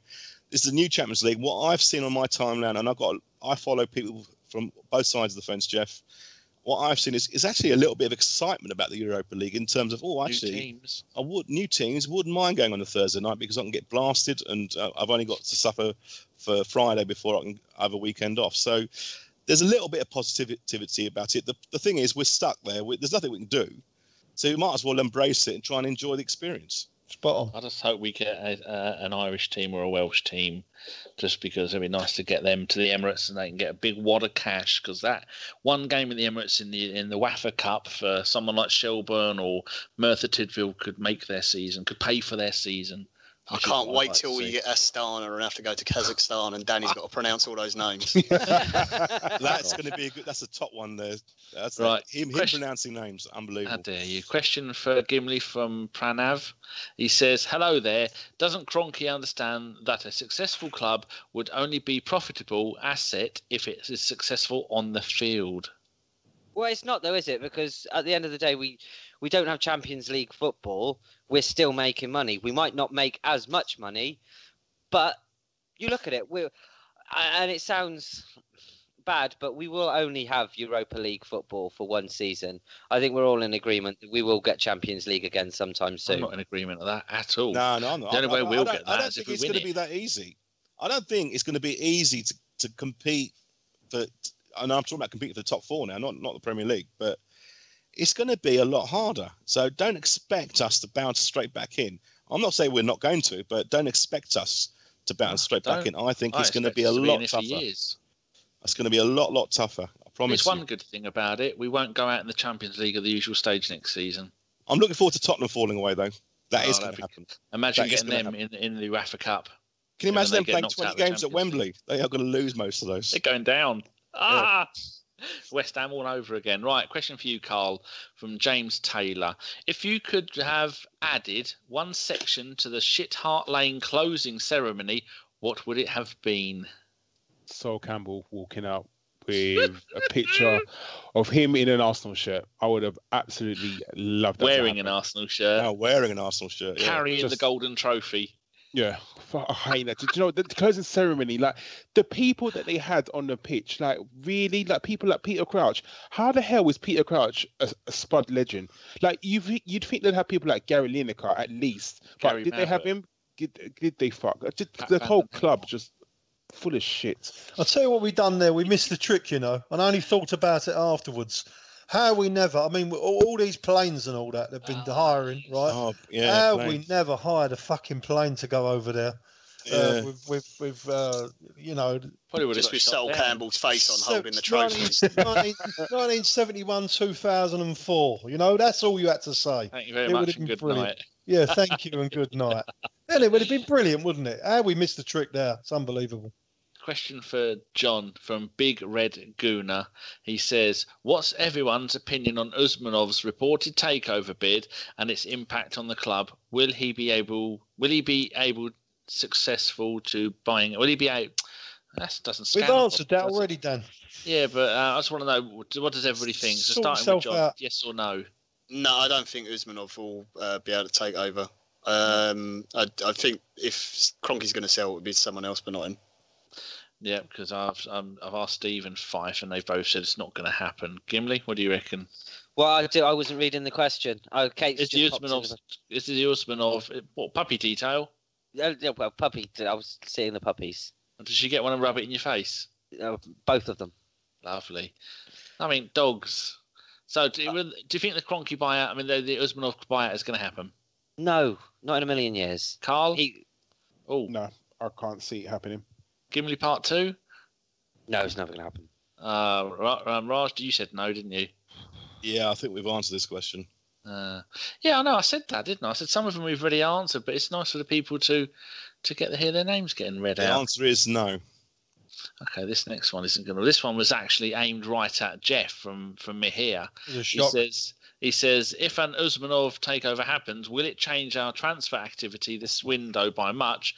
And what sort of players are we looking at now? That is, you think about that? Yeah, of course it would. If we had someone like that came in, there's only one reason why they'd come in, surely, and that would be to sling a few quid at it, and obviously that would give us the platform to spend more money on players, and you'd go for obviously better quality player. Who knows what we're looking at the moment? You know, I should imagine they've got their targets again. We'll have to just wait and see, won't we? Rooney's available. Do you think that we'll be going for top quality or top quality this season? I think we'll have to wait till City, United, Chelsea do their shopping, and then we'll go into the market after that. We'll get their sloppy leftovers. Lovely.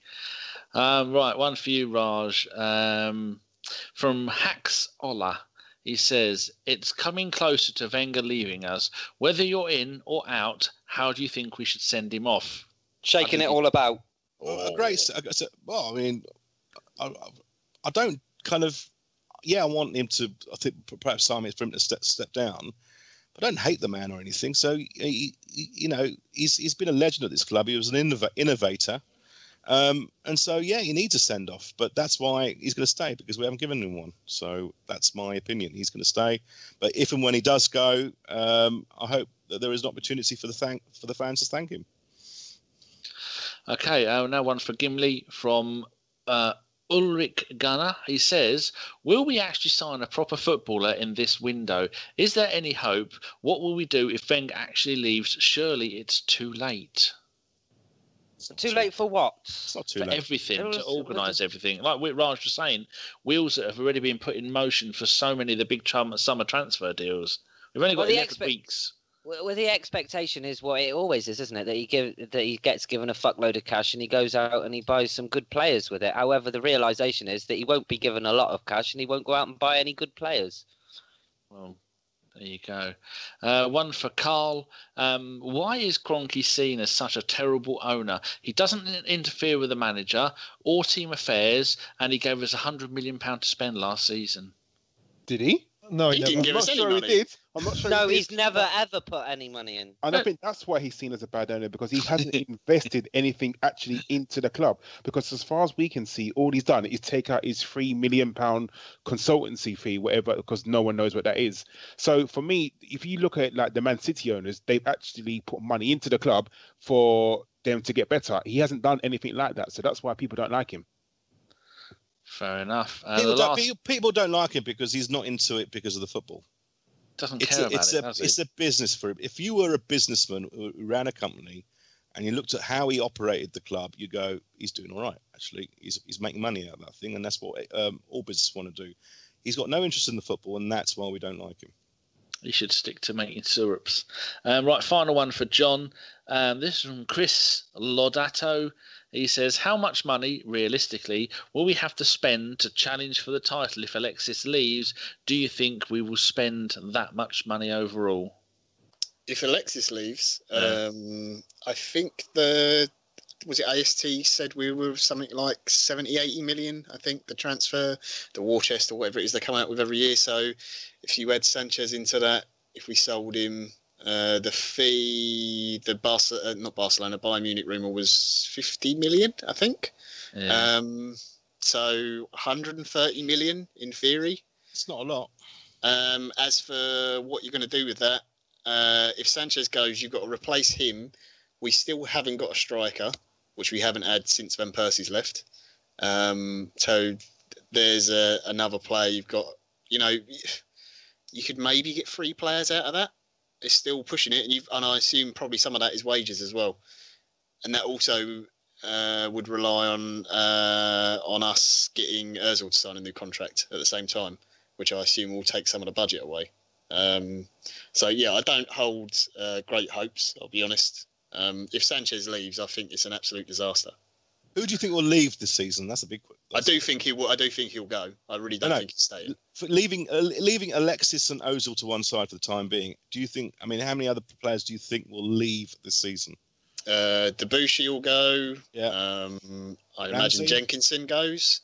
I think Ramsey will stay. Sorry. I think Ramsey stays. Yeah. Okay. There's a whole load with a year left. Wilshere maybe. Wilshere, yeah, okay. And then the other one is the Ox. The rumours about Liverpool. I mean, I really don't want him to go either. I think that would be a real cock up for the club if they let him go. Yeah. Gibbs. So I mean, like like Debussy and Jenkinson and players like that, I think that's fine letting them go. They're players you want off the wages. They're not doing anything at the club. You can reinvest that in some younger players who you can bring through, and or some prospects from around Europe that you can get cheaper. So, but if you lose Ox or Sanchez or any of those ones, that's a huge blow for the club, because that really does show that it's going in the wrong direction. That's going back to Van Persie and Fabregas sort of era transfer dealings. Geoff, Chesney, stick or twist? Tough one, isn't it? Tough one. He's had a good season at Roma. He's had a great season at Roma. I'm surprised that they don't want to buy him. That's because Monchi's coming at Roma. They were going to buy him until he came in. Monchi's come in, and now they're going to buy Skorupski from Empoli, who's probably been the only other keeper other than Szczesny and Buffon who's had a really good season. Yeah, Szczesny hasn't conceded a single goal from outside the box for Roma, and their defence is not that good. He's had a lot of work to do.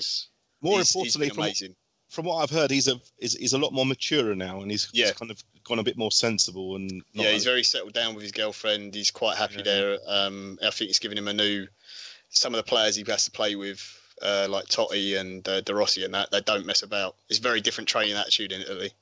So John, if you don't turn up, then that is it. You are gone. John, didn't you say the other day you put a video in the group of, hasn't he got a chat show or something? Yeah, they did like a little joke thing, Roma, because they know he's leaving. And he still makes the jokes and everything, and they all get on with him really well in the dressing room. So they did a thing called Szczesny TV, and he interviewed different members of the squad. But they gave him like a sheet of prefab, questions to ask, and he just basically completely went off script and was taking the mickey out of them and everything. It's like the thing all clubs do and stuff. But yeah, he gets on with all the players. But the whole time he was talking about Arsenal, like the whole way. He doesn't stop talking about the club, and all the other players he was interviewing, that was all they kept mentioning was, you never shut up about Arsenal. That and doing his hair. Good. Yes. Well, 14 clean sheets. I think he could come back, get rid of Ospina. He can go away for neck surgery, so he can have one put in. And then, yes, right. We've now got questions which will be aimed at everybody. So, first of all, Mr. Arsenal 93, who always sends in good questions.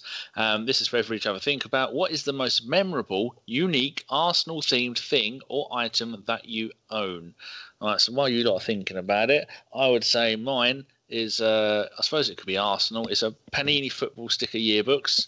I've got every one from 1982 to about 98, and I've got a collection of Rothman's football yearbooks. They've all got Arsenal stuff in. I haven't got number 1, but I've got the rest of them from number 2 to about 5 or 6 years ago, and I've got about 300 Corinthian figures. So I put pictures of mine on Twitter a few days, maybe last week. I've got hundreds of them all over the place, and the only one that doesn't stand up properly is Ray Parlour. Paul Merson. Yeah, he's got wonky legs, so he falls over. Gimli, what have you got? I've got the boxed shirt from the 2004, 2005 season, the maroon coloured one with the gold on it. I've got it's one of about 1,000, I think, and it's got a little letter in there from the chairman. And yeah, it's probably my most prized Arsenal possession. I love it. Mummy Gimli get you that? No, it was actually given to me by a listener of this podcast, funnily enough. You jammy git. No, it's the worst. This is one of the worst kits you've ever had. So, yeah, don't try and give it to me. Karl, have you got anything? A signed shirt by Ian Wright. That's probably my most prized possession. Oh, have you got it framed up on the wall? No, actually, it's in my spare room. No, it's in my spare room, actually. Ah, lovely. Raj, I suppose you've got millions of pounds. Well, you've probably owned the hybrid, didn't you? I've got 2 items. The first one is a signed Arsenal football by Dennis Bergkamp. And the only other thing I've got is something I've had for a long, long time, which is a gold-plated Zippo lighter with the Arsenal crest on, with the cannon pointing, in my opinion, the right way, which is to the left. Yeah. But I very rarely use it because I'm too scared to lose it, to be honest, so I don't use it at all. You shouldn't use it at all. How dare you? Oh, no, I'm a big smoker, I'm afraid. Need to give up. John, we'll save Geoff to last. I've got quite a few, but probably the weirdest one I've got is, I think it's Virgin A lock Airlines. of Ray Parlour's hair. No, I think it's Virgin Airlines, and it was a masseuse who used to work on the airlines who gave Thierry Henry a massage. And anyway, she got his signature on a Virgin Airlines sick bag for me. Very nice girl she was. You know a masseuse? Tell all. She was some air stewardesses. Also, on the certain fancy airlines, if you go business class and stuff, they give you massages as well. Raj knows all about that. Yeah, business class. Not the way to go. So she's all round. she was very nice young lady. Yeah, and she got me that. Excellent, Geoff. Drum roll. Oh, this is going to be fucking amazing. I bet it is. Go on. You got time? Yeah. How long we got left? Arsenal Rolex. A jar of Thierry Henry's sweat. Don't tell me you own Chris Kiwomya, do you? Should I tell or Glenn you? Helder? Should I tell you? Yeah. Arsene Wenger's spunk. He's going to say nothing. Absolutely nothing.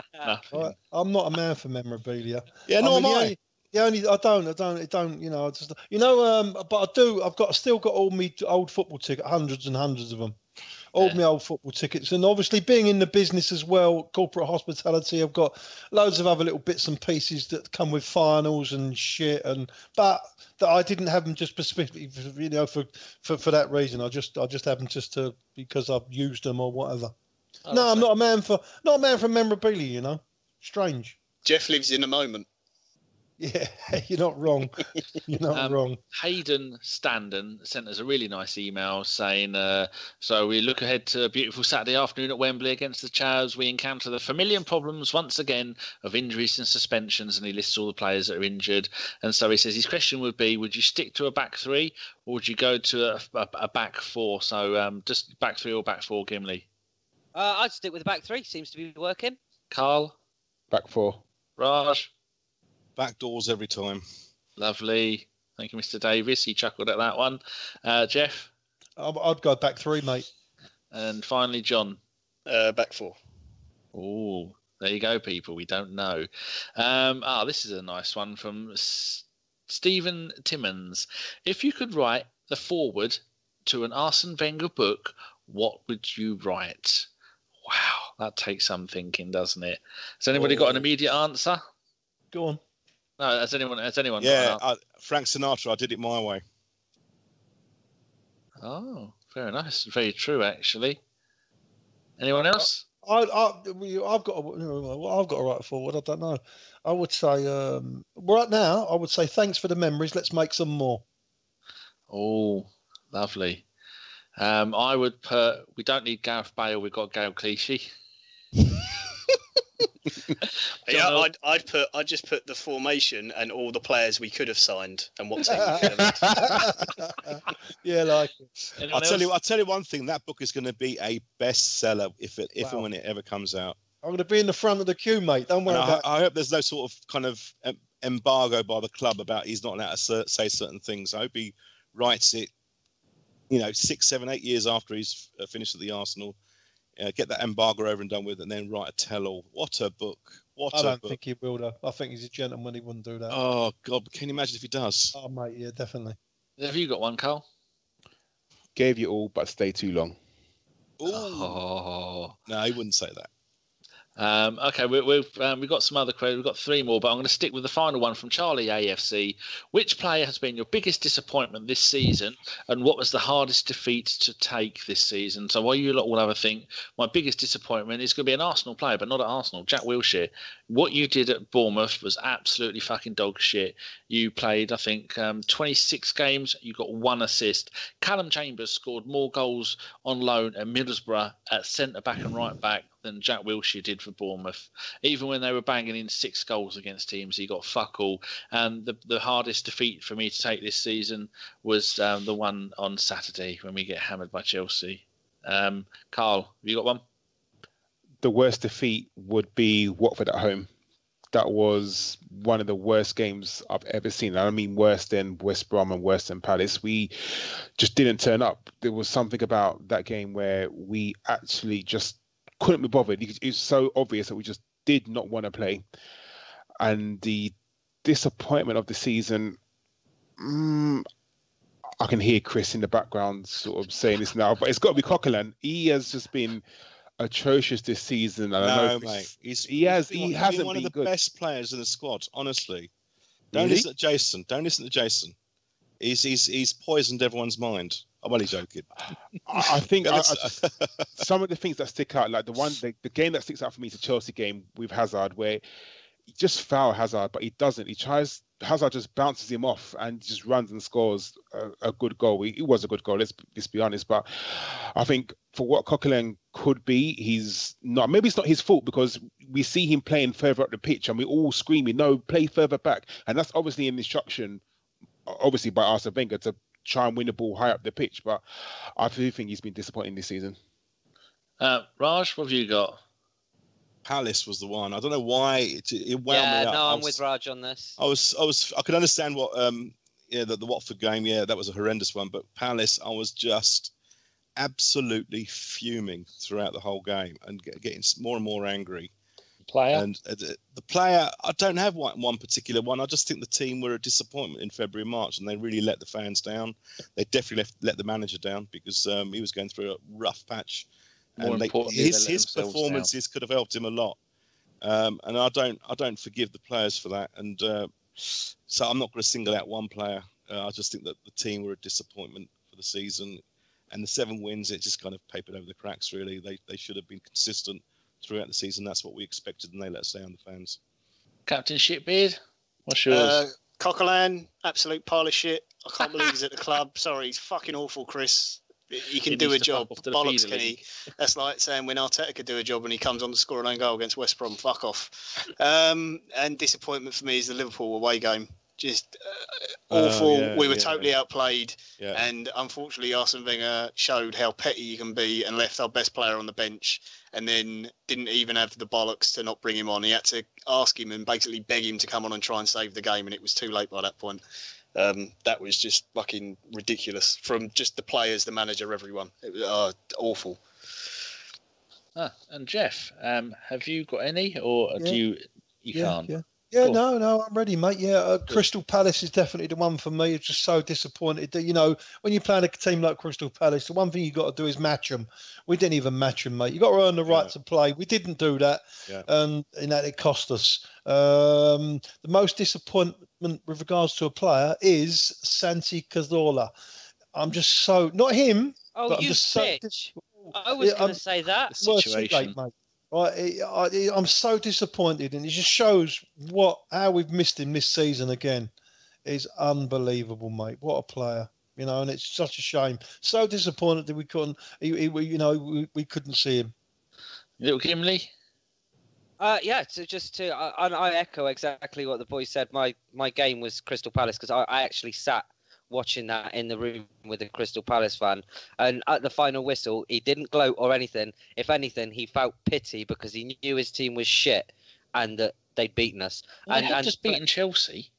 Yeah, but still Crystal Palace are crap, and this geezer knows that they're crap.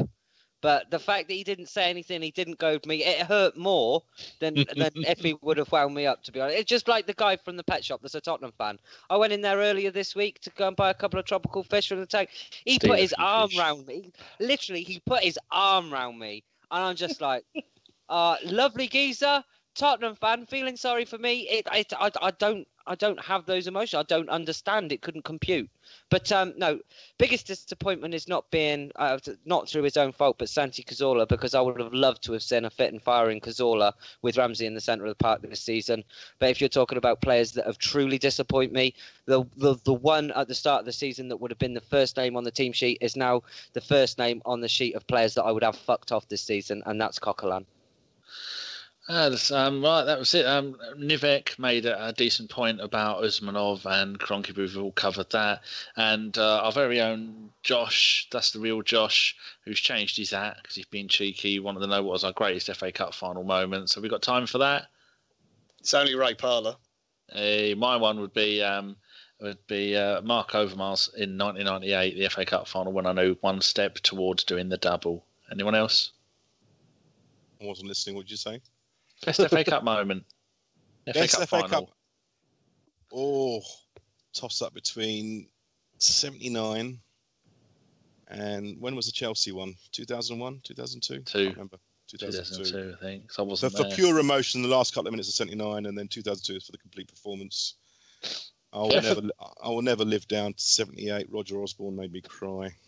And West Ham. West Ham one was. I tell you what, Geoff, Roger Osborne actually, as an 11-year-old or however, it made me actually cry. It's just, you was older than that, mate. No, I'm not. Anyway. I'm young, mate. I'm 36 years old. The 79 game, right? It just went from tears of joy to tears of fuck, we've slung the game away, to cheers of joy again. It was absolutely unbelievable. It was just a proper Arsenal moment. I'll never forget it. Yeah. John and Karl? Yeah, Ray Parlour. It's got to be. Mine would be the 98 World Cup because... No, World Cup, sorry, FA Cup final. It was my first time to Wembley. Yeah, I was there. I don't remember seeing you. Some really tall bloke standing at the back. Danny, I was only like 10.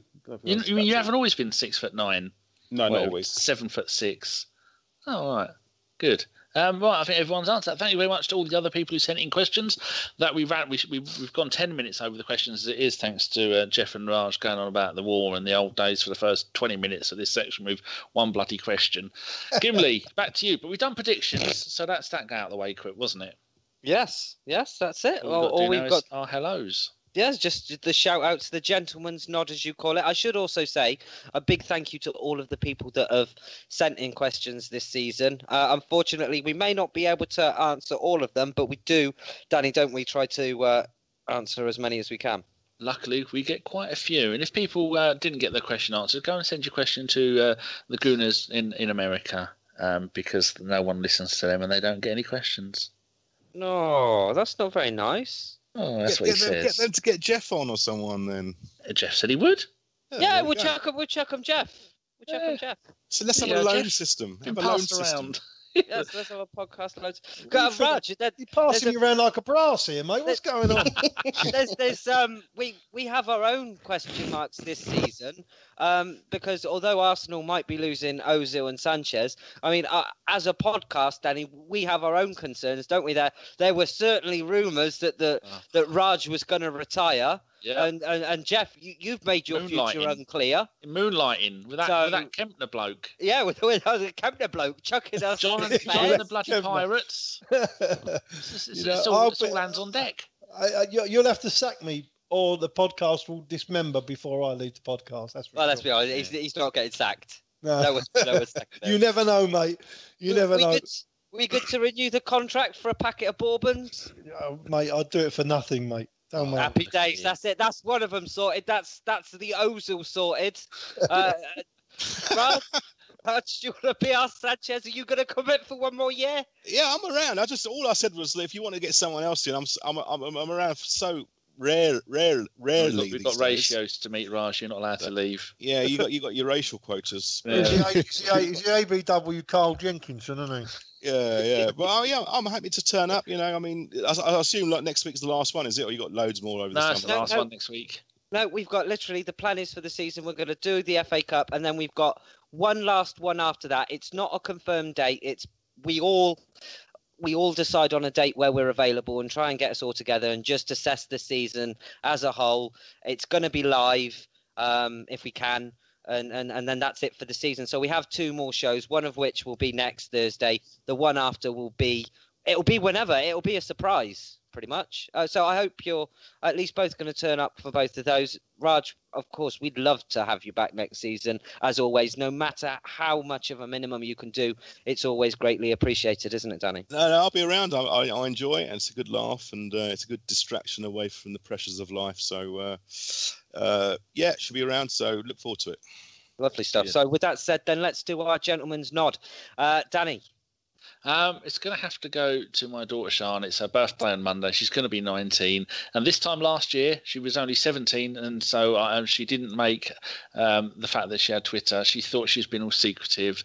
And I already knew she had an account. So it's at SIAN and then Sweetman. And then she's only got 400 odd followers. But her at name used to be Cunty Sian. So... the kind of attitude she has to people on Twitter. Happy birthday, Sean. Oh, yeah, happy birthday, Sean. People say we're quite similar in the way we speak to people and the way we act. But she has the ability to run away, which I can't. I was going to say, she got Asperger's too. No, she's just an angry young lady. Yeah, and so happy birthday to her. And then mention a few people that have done comments: True Gooner, Gary Cheshire, Rudy Wilson, Jim Howson, Nick Barton, Buster Cherry, and no nickname required. And also, Oscar. That's it. Oscar, I don't think, Oscar's, he always comments. So, yeah, thank you to you lot for all chipping in with the comments. Everyone keep commenting. And even Chris, I saw Chris reply to one earlier and he put in brackets Chris. So I think he might have used the pod account for that. So, yeah, if you put comments in there, we read them. Yes, lovely and stuff. often reply. Jeff, you next. What's this, a shout out, Kim? Yeah. Okay, I'm going to go for what I think has been my most favourite guest this season anyway, and that is Sophie Nicolau, the young lady from America, Southern California. Her is at Soccer Diva. That's the only thing I don't like about it. She should have said Football Diva, but I suppose where she's based in America. So at Soccer Diva, Sophie Nicolau, and if you haven't listened to the one part, I think she did one podcast for us, and one radio show. Yeah, she did a live one. Yeah, she's brilliant, mate. Honestly. And people kept saying to her, "Can you get her back soon?" I said, "No, she's an established TV journalist over there. She's a busy woman and top of her game." So, we will have her back whenever she can. I mean, she says she'll come back anytime. But seriously underfollowed on Twitter, by the way. Yes. That young lady. But she was a good find by you, Geoff, and so was Luke. I can spot talent. You certainly can. You can. Any more you want to chat this way, Geoff? You've got a good record. We'll find them. Right. Karl, next. My one goes to a good friend called Shah Vixen. She is very, very knowledgeable in Arsenal. Comes to a lot of games. She lives in Sheffield. So, yeah, Shah Vixen. She's a really good girl. You got to get her on. Can she talk? You won't like her accent. You won't like her accent. She's got a Sheffield accent. That's all right. Nothing wrong with that, mate. Yeah, Geoff. Me donkey's got fleas. She sounds like she's from down pit. I quite like that. Don't worry. That's good. Oh, it turns him on. Raj? Last person who followed me was Arsenal Gothenburg. Arsenal FC supporters Gothenburg, Sweden, at Arsenal GBG. There you go. Good luck to them, and please follow them. Yes. John? We've got a lot of Scandinavian supporters, haven't they? They travel a long way. They come up often as well. From Danish Freddie and Swedish Freddie. That'd be all right in the Europa next year. Yeah, get a few home games. Yeah, beautiful. John? Well, Raj has just nicked my one because that was my last follow as well. So I'll give it to the person before, which is African Gooner at SIDI, SIDI 44827511. So nice and easy for you. What's the Bingo. dialing code for that? That's his telephone number. Yeah, that's 01480. If anybody wants to know. So that's the Americas, Africa, and Europe sorted. I'm only going to go for someone that's supported us since the start, who is at Akib Alias, who is at AAQIB_ALYAS. From the bottom of my heart, thank you to him. He supported us from the start. He gets involved in every radio show. He gets involved in every podcast. He comments where he can. He chucks in questions. And we've been doing this for a fair few years. And it's people like him that really give us the get up and go to do the next week. So thank you very much. And we know you'll be supporting us next season. So thank you very much. Donated 3 books that we're going to give away, which we were going to give away last summer, which I haven't got round to. And he always donates at the end of season as well, which is nice, because if it wasn't for people like him, then we wouldn't be able to do the shit that we do. Talking tin cans with bits of string. Exactly. It wouldn't be Skype. Just going through headphones at an alarming rate of knots. We'd be doing it with smoke signals, and I'd be the only one that was getting the messages out. True. Just a thought. So, Danny, not unless you've got anything to say, I think we're pretty much done here. I think we are. Yeah, we've got a radio show this Saturday. Remember, it's a 5:30 kickoff, so the radio show will be going on late. It's going to be Chris, John, and me, and I think he might be getting somebody else to come on. I don't know, but it'd be nice to have the 3 people that have that started up the radio show and do a lot of it. A lot of other people do it now, but back in the day, good to go and have a look back at the very first 2 or 3 that we did. Fucking hell, not a clue what we were doing. Even I took part in them. One of them I got so stressed out. I went, fuck it, I'm not doing it. And I just left it, disconnected, and let you lot get on with it. Yeah, yes, you did. How things have changed. And now the radio show kicks the arse of the podcast. Only on YouTube, not on SoundCloud. On SoundCloud, the podcast still gets more, but it gets more on YouTube because it's a video, and so you can watch it and then look at Chris's wonderful hair and his bed sheets. Oh, that's not a good look. No, Can I just remind all Arsenal fans that the Tollington is just a pub, bricks and mortar. Those that know. Well, Okay. I'm one that doesn't know. And clearly, I'm one that also doesn't. Know. I'll tell you after the send off. Oh, that's the extra sorted. Oh, No. Can't do it as extras. Okay. So again, as well with the people that send in questions every week, I should thank everyone that listens to the show. I kind of feel like we're wrapping this up, but we're not, because there's some next week and there's something after that. So, but this is just a kind of end of season thank you to everyone that sent in questions, everyone that's interacted with us and listened on the radio show. Without you, it wouldn't be possible. So thank you. And the last thank you tonight is for everybody here, you tit. Thank you to Geoff, Raj, John, and Karl. Danny, you have to be here because someone's put the brake on your wheelchair. Oh, actually, only one of them works. What are the brakes? Yeah. Does that mean you're like the old boy in that video that Chris sent in a couple of weeks back on his wheelchair going round in circles? That's the one. That's terrible. I know. But thank you to you all. So that was a Bergkamp Wonderland podcast. Thank you so much for listening, and keep it Arsenal. Good night. No, cheeky monkeys.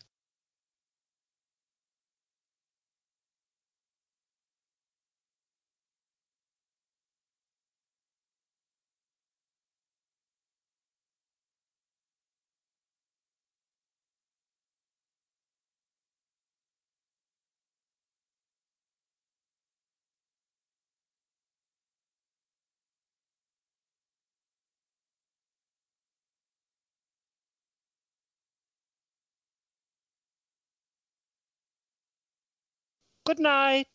No, cheeky monkeys.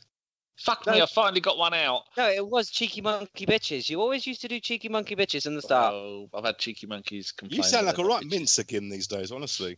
Do I? Yeah.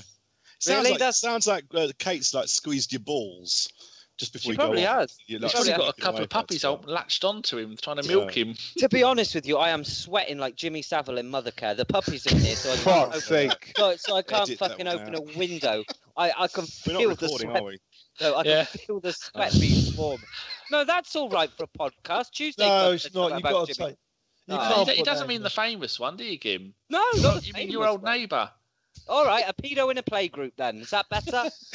Oh, did I say that? That doesn't sound like something I'd That say. reminds me, I died. That's when I became a reverend. Oh. To stop people like me. I went to God's that night. On the upside, though, like paedophilia aside, I've got Domino's Pizza coming in about 10 minutes. Have you? Yeah. Just hope a kid doesn't deliver it. I've gone. Where was the link between pedos and Domino's Pizza? I don't know if pedos could eat Domino's Pizza. I don't know. All I'm saying is I'm not one. So you can see why most of the bit after the podcast doesn't go out. I did one the other week. I don't think that went out. Why did you cut it, Danny? What did you say? I can't remember. I think I was ripping into. I might have been ripping into Chris. Have you seen this? He's absolutely off his tits. It's only 10 o'clock, wherever he is. Who is it? Going to bed, Simon. He's on holiday again. Fucking Journo's life. He's on some golf holiday somewhere. Jesus. Drinking cocktails. God knows what else he's up to. How the other half live? Oh, between him and Fife, yeah, all the posts in the group. Righto, gentlemen. God bless you all. Thank you, Geoff. Very good. Now, Geoff, we don't expect you back next week, but I think could we all keep in contact and try and sort if you could be around for the last one of the season. I'll be around, mate. No, It's a around. free for all. Raj, I'd love you to be there as well. It's going to be on a day when we're all available. It's not bang set to a Thursday. Might be a Thursday, of course, but it's not. we'll be celebrating the FA Cup, mate. I'll guarantee it. Come on. Let's hope. All right. Good luck, boys. Yeah. Cheers, Cheers, Geoff. Geoff. See you Good soon. idea. Time, mate. See you Bye-bye. later. Take care. Bye bye. Yes, Raj. What was the bricks and mortar comment? No. I can't. You're recording, aren't you?